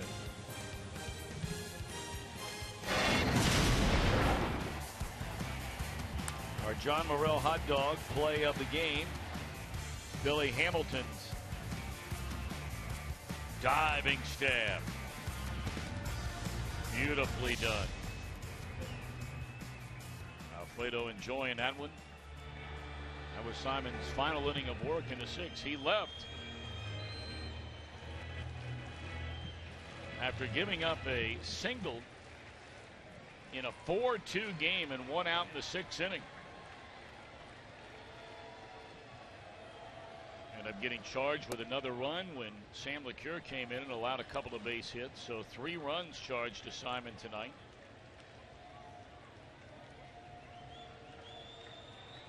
Manny Pari did a great job out of the bullpen, and Cardinals tied it in the 8th.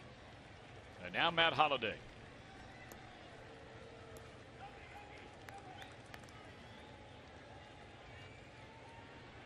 Four runs, 13 hits, 3 errors, and 10 runners left on base for the Cardinals. 4 runs, 7 hits, no errors, and 6 left for the Reds. Way outside.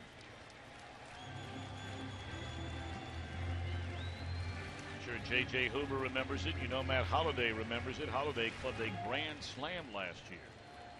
Off of Curtis Parch in his major league debut. That ball sails away. That one sails away, and it's 3-1 to Matt Holliday.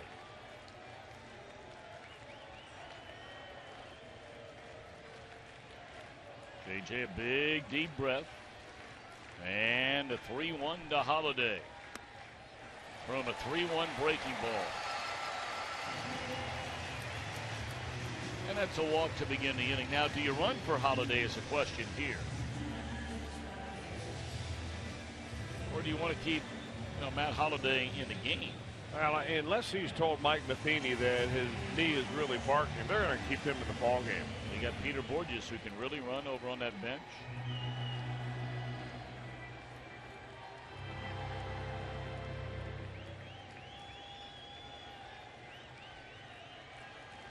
Holliday, of course, scored the game-winning run last night. We wondered if they would run for him after a 1-out single. And he's going to go all the way to 3rd, and the Cardinals are beating on the door to win it late here tonight. 1st and 3rd, nobody out. Boy, those leadoff walks, they just set the tone of an inning. It energizes the dugout that gets the walk. He's got a hole open on the right side, and that's why he's going to pick on anything that he can pull and take a chance to hit it to right field. Adams does.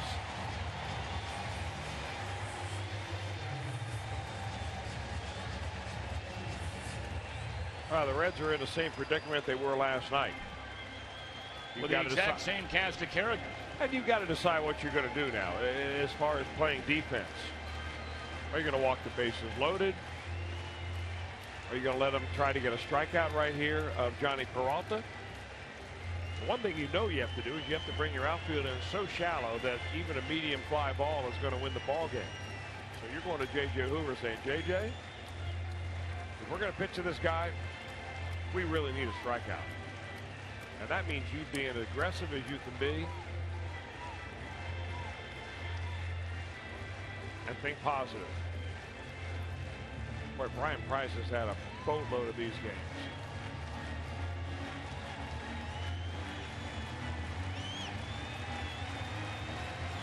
He's got to be thinking, wasn't I just saying the same thing last night, same situation, with the same batter coming to the plate? And now they're going to pinch run. They're not going to leave Holliday in there tonight. Yeah, this is the time to bring the pinch runner in. And Borges, as you said, can really scoot.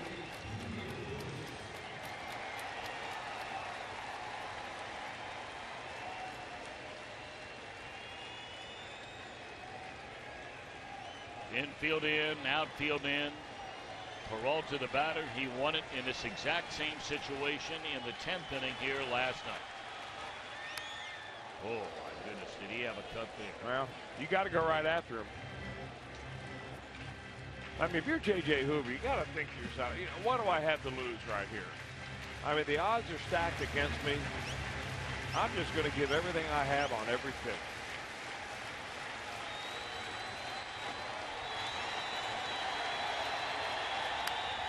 Oh, and 2 to get ahead of Peralta.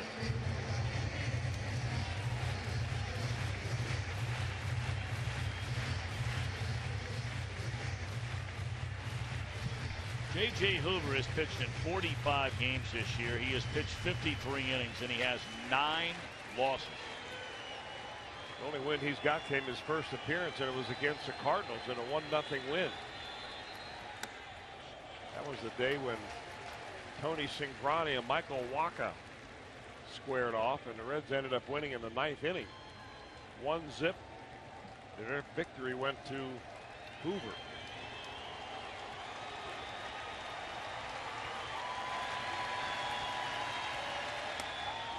Did he go around? They appeal no.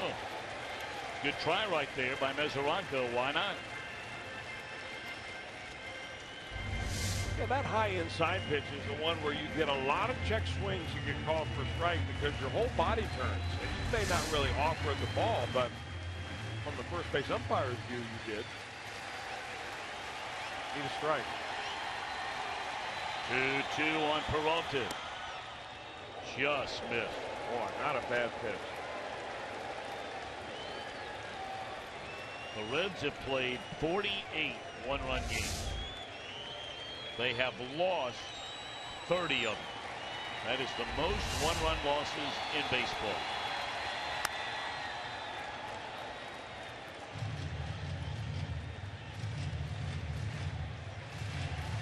Incredible, you think about it. Reds have played 125 games, and nearly 50 of them have been decided by a single run.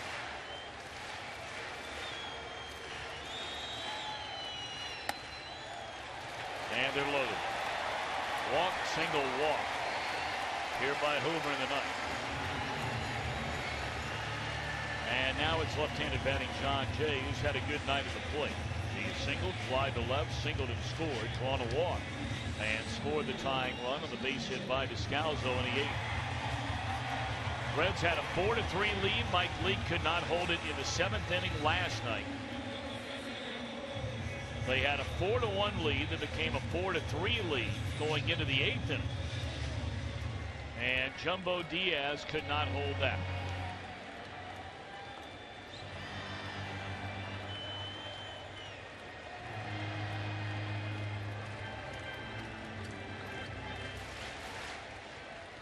Pretty good with the bases loaded.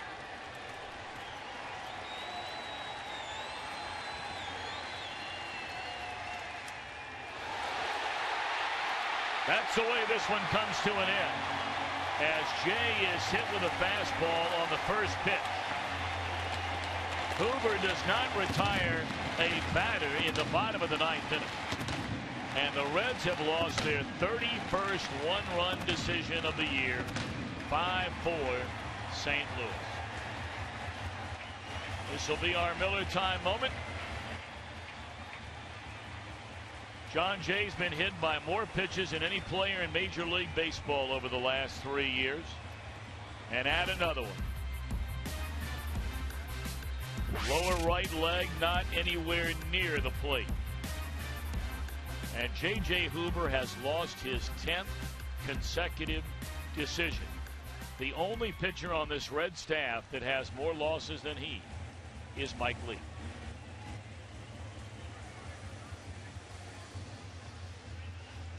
These last 3 days for the Cincinnati Reds have been almost indescribable. Well, you can say the last 21 games on the road for the Reds have been indescribable. They have lost 16 of their last 21 on the road, 9 of their last 11.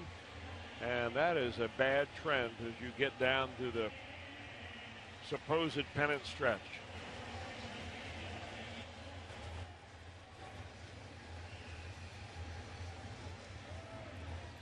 You face 4 batters in a tie game in the bottom of the 9th inning. You walk 2, you hit 1. Reds Live's coming up.